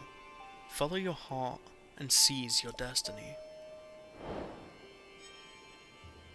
Cool. Oh shit, hi Pyre. I must protect the heirloom. I assume that's a side quest comment, and you're referring to that thing. Okay, if I whistle down here, will my horse hit me? It will. And then it should meet me at the bottom of the hill, just over here. Hey, buddy! And away we go! How long do we have? I have less than... well, 10 minutes left on the allocated time, like, for recording that I set for myself today. However, I think I will go a bit over. I'm gonna get us to Hateno Village, and I'm gonna speak to the people in the Hateno Ancient Tech Lab. And then I'll probably end it there. And then, well, not tomorrow. Next episode will probably start up with the memories, because once I've got the camera rune fixed, I can go back to Impa, and she'll talk to me about the memories. Basically, there's a tab on the map that allows you to switch to photos that are saved on the Sheikah slate, and those 12 photos are links. They're photos of major memories that happened right before Link got killed, basically. So you have to go around to these locations and see if you can jog your memories. Spoiler alert, you do. You get a cutscene for each photo. So the idea for the next episode will be... I'll set myself way more time to do it, but the idea for the next episode will be jump around, hit towers along the way, but the main focus is collecting the memories.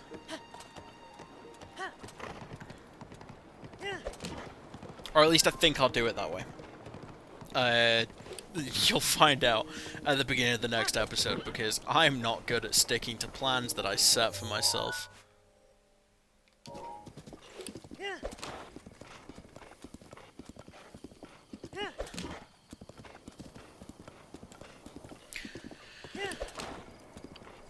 Because there's a specific order to the memories. They're in order, like, for the photos, but the thing is, there's memories that you get during the process of going after each of the dungeons that slot in between. So between now and the beginning of next episode, I'll decide whether or not I want to include them in doing the memories in, like, the correct order, or if I want to ignore the dungeon ones and get those just when I'm doing the dungeons, and just go straight for the memories that are in the photos.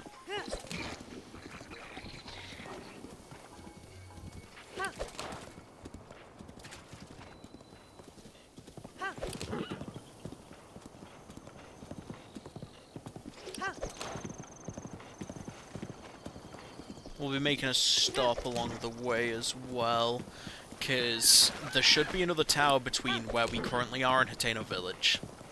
So I believe it's actually just past that mountain there that we'll be able to start seeing it.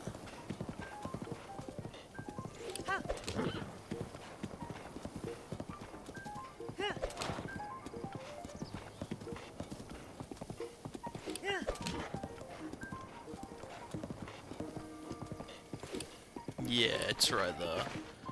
Okay, best way to get there, I believe, would be cutting across this bridge here. Carefully. Carefully! No!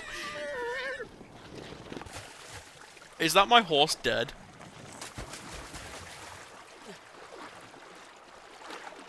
Okay, no, my horse survived. But we're kind of not in a great situation here.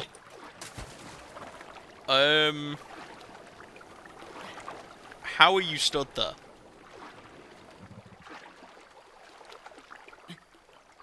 This isn't good. I'm not going to be able to make it to the top of this cliff. I'm going to drown here.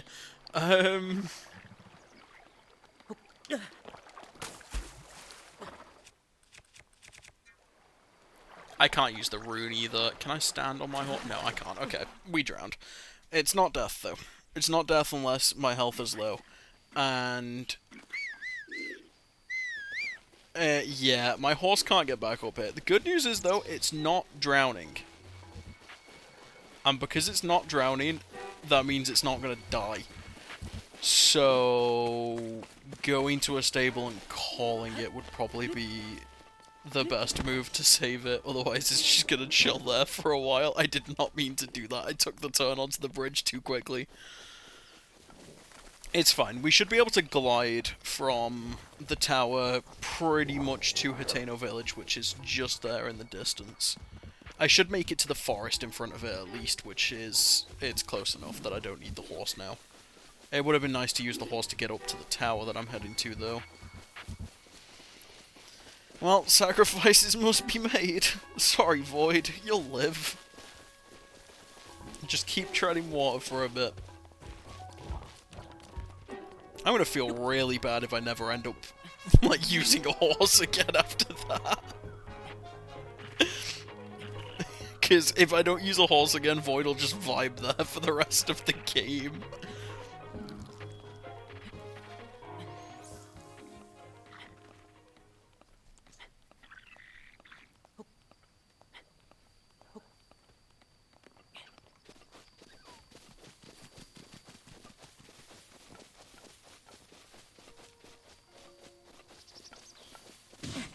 Oh shit, I didn't even see that in the grass there.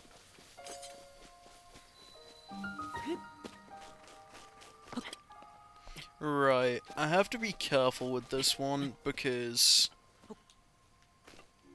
I mean, technically I don't?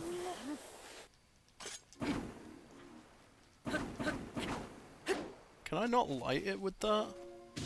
Shit. No, I can't. That's fine.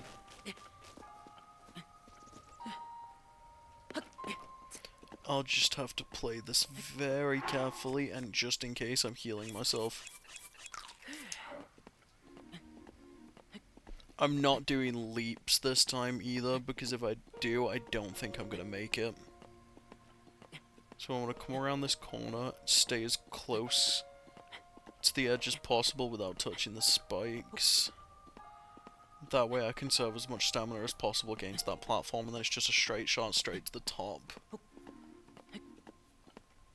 I think.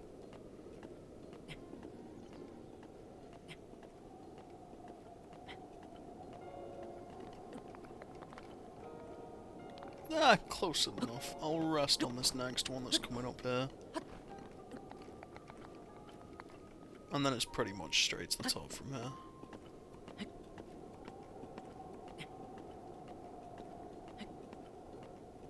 No, I'll rest on that one too.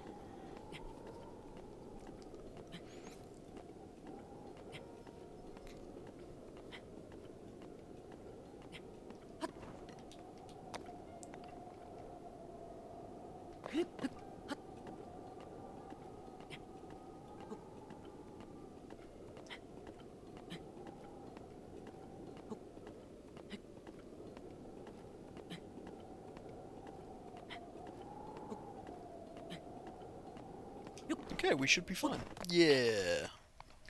Tower number 3.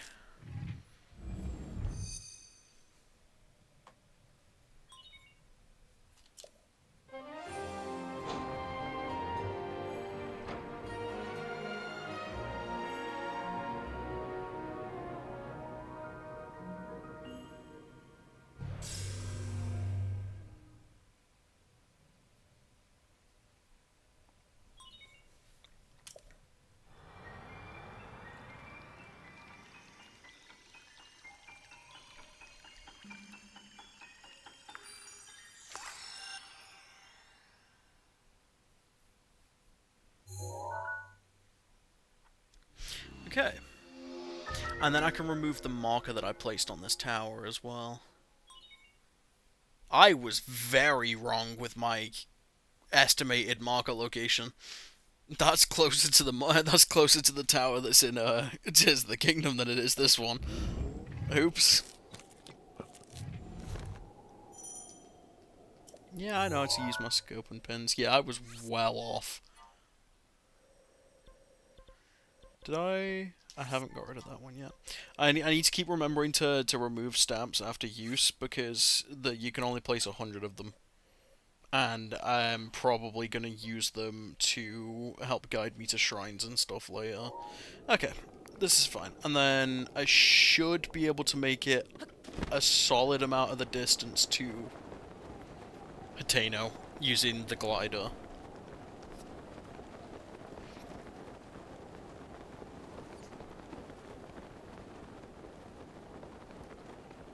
We should make it to the forest, which is what I'm hoping for. Because if my stamina cuts out before I make it to the top of that mountain, that's a lot of climbing to do. Oh no, I'm fine.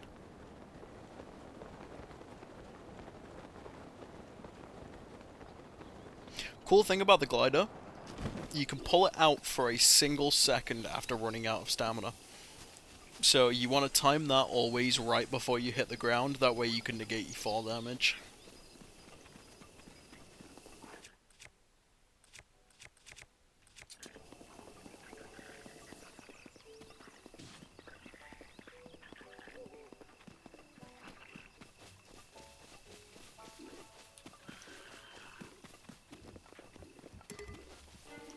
That's gonna get annoying. I forgot that that happens once you've got a horse out.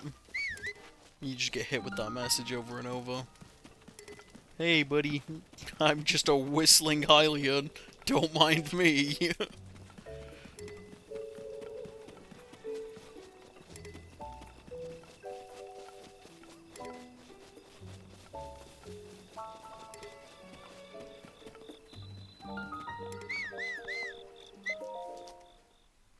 That's another shrine marked. Now we just need to get to the top of the hill up there where the ancient tech lab is.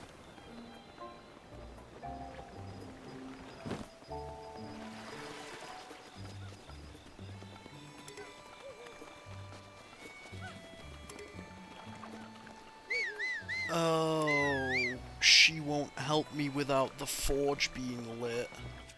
I didn't think about that. Well, alright, fine. I hope that there's a torch on the forge. If not, I'm gonna have to go up to the tech lab just to come back down again.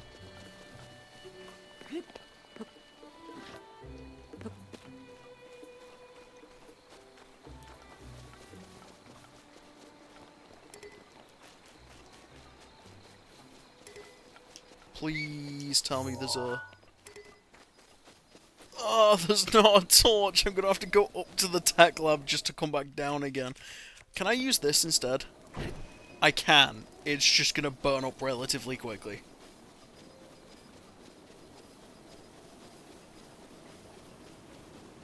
That's too deep for me to use.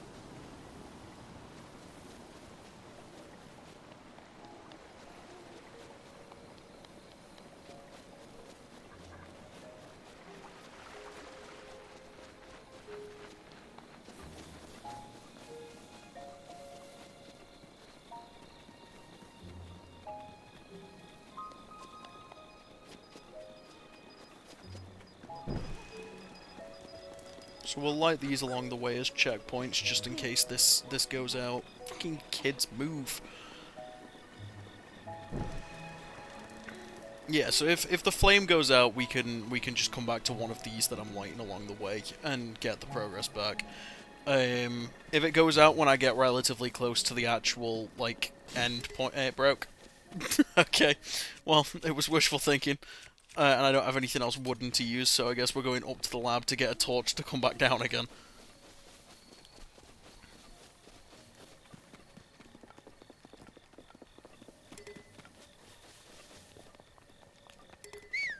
Do I have arrows again?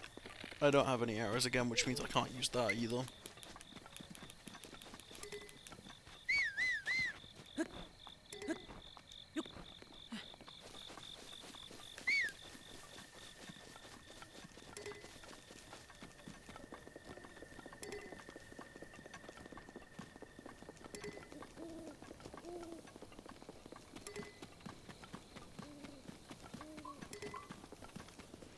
Please tell me that I was remembering this right and that there's a torch propped up against the end point.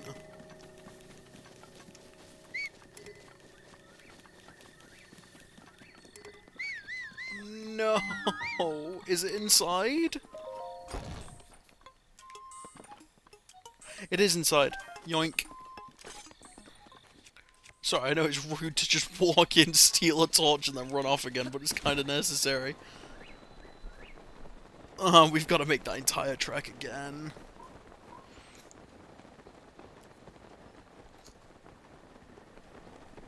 There was a quicker way of doing it, but you have to sort of throw the weapon across the gap, and I don't remember whether or not that puts it out, and I haven't put anything there that I could use. So we've gone the longer way. That just took out a bunch of the durability on the torch because I slammed it on the floor by accident.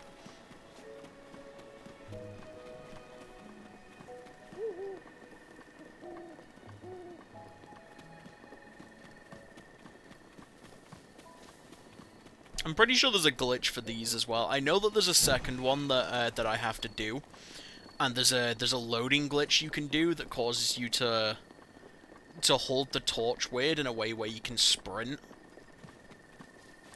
So I'll definitely do the research and figure out how to do that again before we do the Akala Ancient Tech Lab, because that one is far more annoying than this one.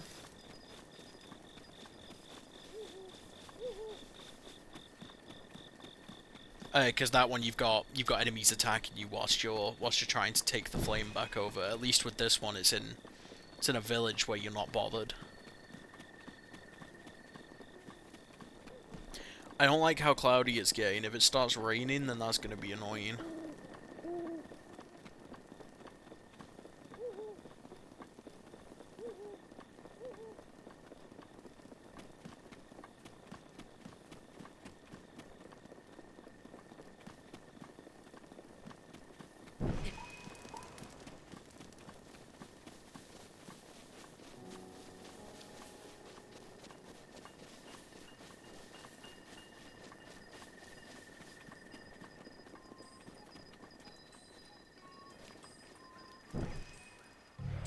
There we go. And that's a fast travel point as well.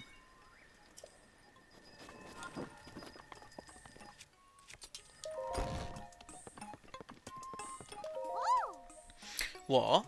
Linky? Is it really you? I'm not saying words like that. No. Now is not the time for this. The guidance stone is suddenly working again, and now Linky has arrived. Say, Linky, did you by any chance happen to light the furnace with a blue flame? Yeah. If you figured out how to do that without being told, you must have come out of the slumber of restoration in good shape. Oh, yeah, I forgot to introduce myself.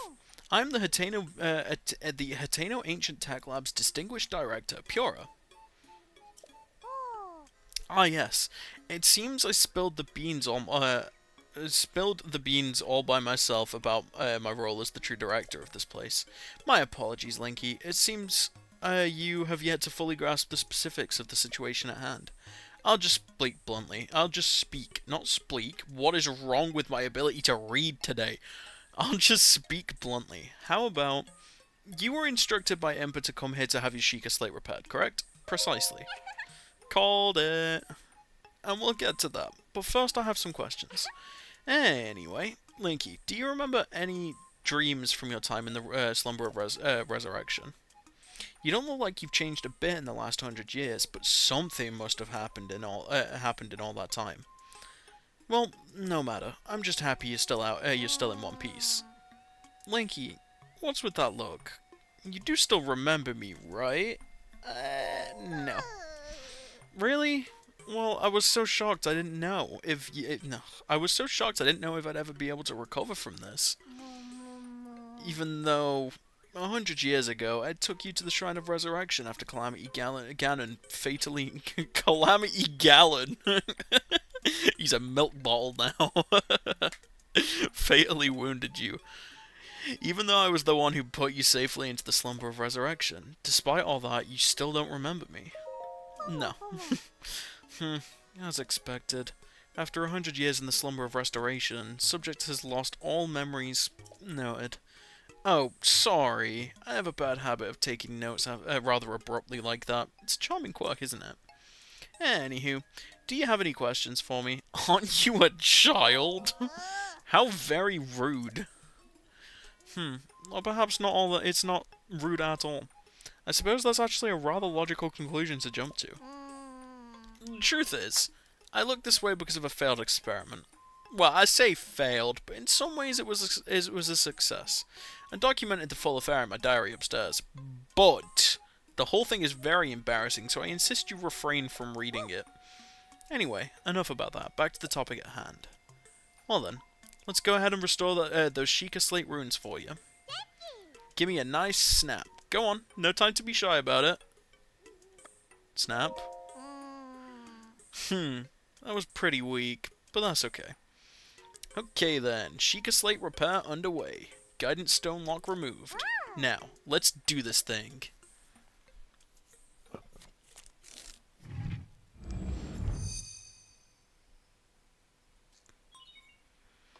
Sheikah slate authenticated.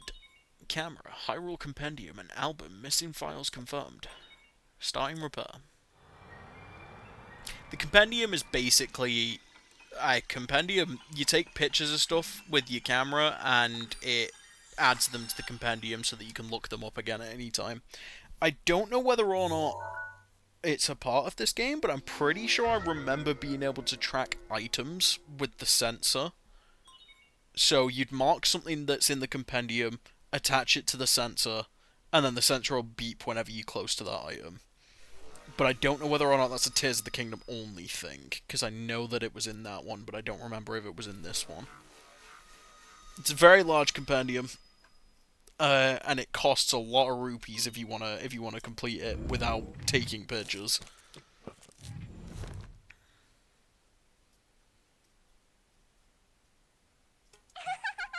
And it's done. So, is it all fixed up now? Let's see here. Which one is it? Camera, Hyrule Compendium, album. Yep, looks good. So I know this is sudden, but hear me out. Take a picture of me with the camera. Oh, and don't forget to let me see it. Sure.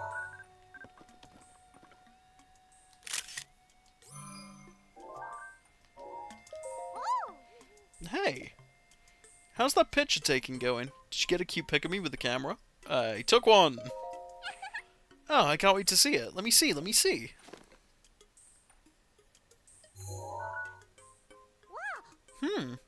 My, who is this beautiful young creature? Huh. Well, I guess that's my cue. Sorry, I kinda lost it there. It wasn't on purpose. It's not... It's not just a pretty girl in these images. Yes, there are also some old landscape photos saved in the album. I knew Princess Zelda had made frequent use of the camera feature, but this... Hey, Linky, it dawns on me that you were Princess Zelda's appointed knight, which means there's a strong possibility that you accompanied her to all of the places where those pictures were taken. Oh, right, the lost memory thing could prove troublesome. But don't lose hope. It just means that these pictures could be the missing piece to help you restore your lost memories. If my hunch is correct, I suggest you check in with Impa. She knows more about Princess Zelda than even I do. Oh yeah, there's just one more thing I need from you. You don't have to worry about this until after you see Impa, but I want you to bring me back some ancient materials. Bring them either to me or Robbie at the Akala Ancient Tech Lab. As if my joy wasn't enough, if you bring us ancient materials, we'll give you something good as a reward. Alright, let's do this. Okay, so I'm about 15 minutes over the time, but let's go back to Impa, show her the camera rune, and then we'll wrap up there.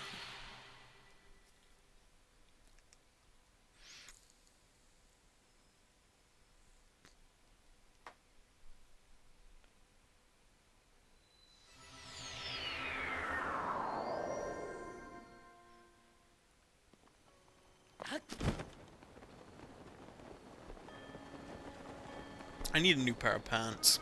These ones aren't good.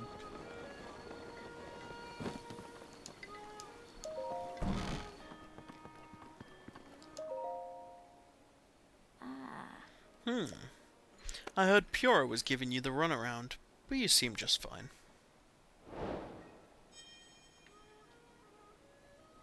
Now then, let me see.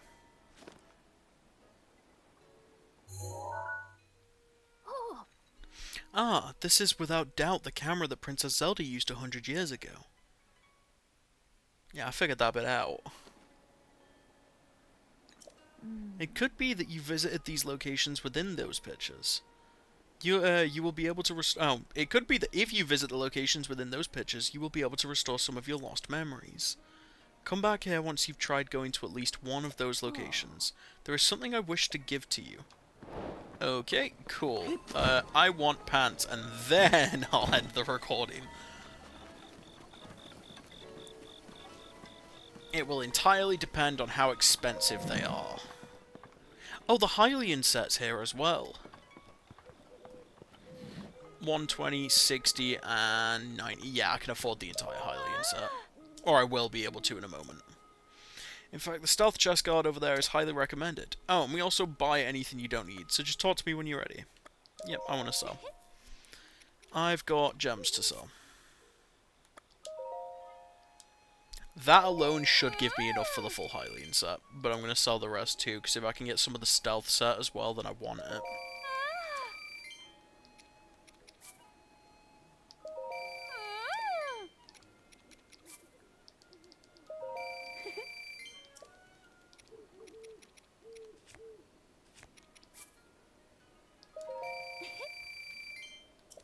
Alright, that's 900. How much is the stealth set worth? It's a limited edition enchanted exclusive. While you wear it, your footsteps are nearly soundless, so it's perfect for hunting and stuff. But it offers little defense. It's 500, 700, and 600 for each piece. Fuck them. Right, no, we'll see what I've got after I've bought this set. Pants was the priority, but the rest of it looks pretty well armored, so I'll take those too. Also, I'm like 90% sure this is the only cape in the whole game, and I like capes. There we go. I finally got some, like, actual clothes instead of the torn shit. I can still afford the pants, and I can afford the helmet. Which isn't really much of a helmet now that I'm looking at it. We'll do pants. Yeah, give me the pants. And we'll come back for the rest of it at another time. And then we'll just whack that on whenever we need to sneak. It's not perfect, but, you know, it's better than nothing, so it'll do. I believe that first memory is at the fountain that's over there, so we'll wrap up here. So yeah, thank you everyone for watching this first part of Breath of the Wild. I'll try and stay consistent with uploads, so I'll stockpile it a bit before posting. Not 100% sure when the edited versions are going to come out, but the uncut versions will probably be released first. But yeah, thanks everyone for watching, and I'll see you all in the next part.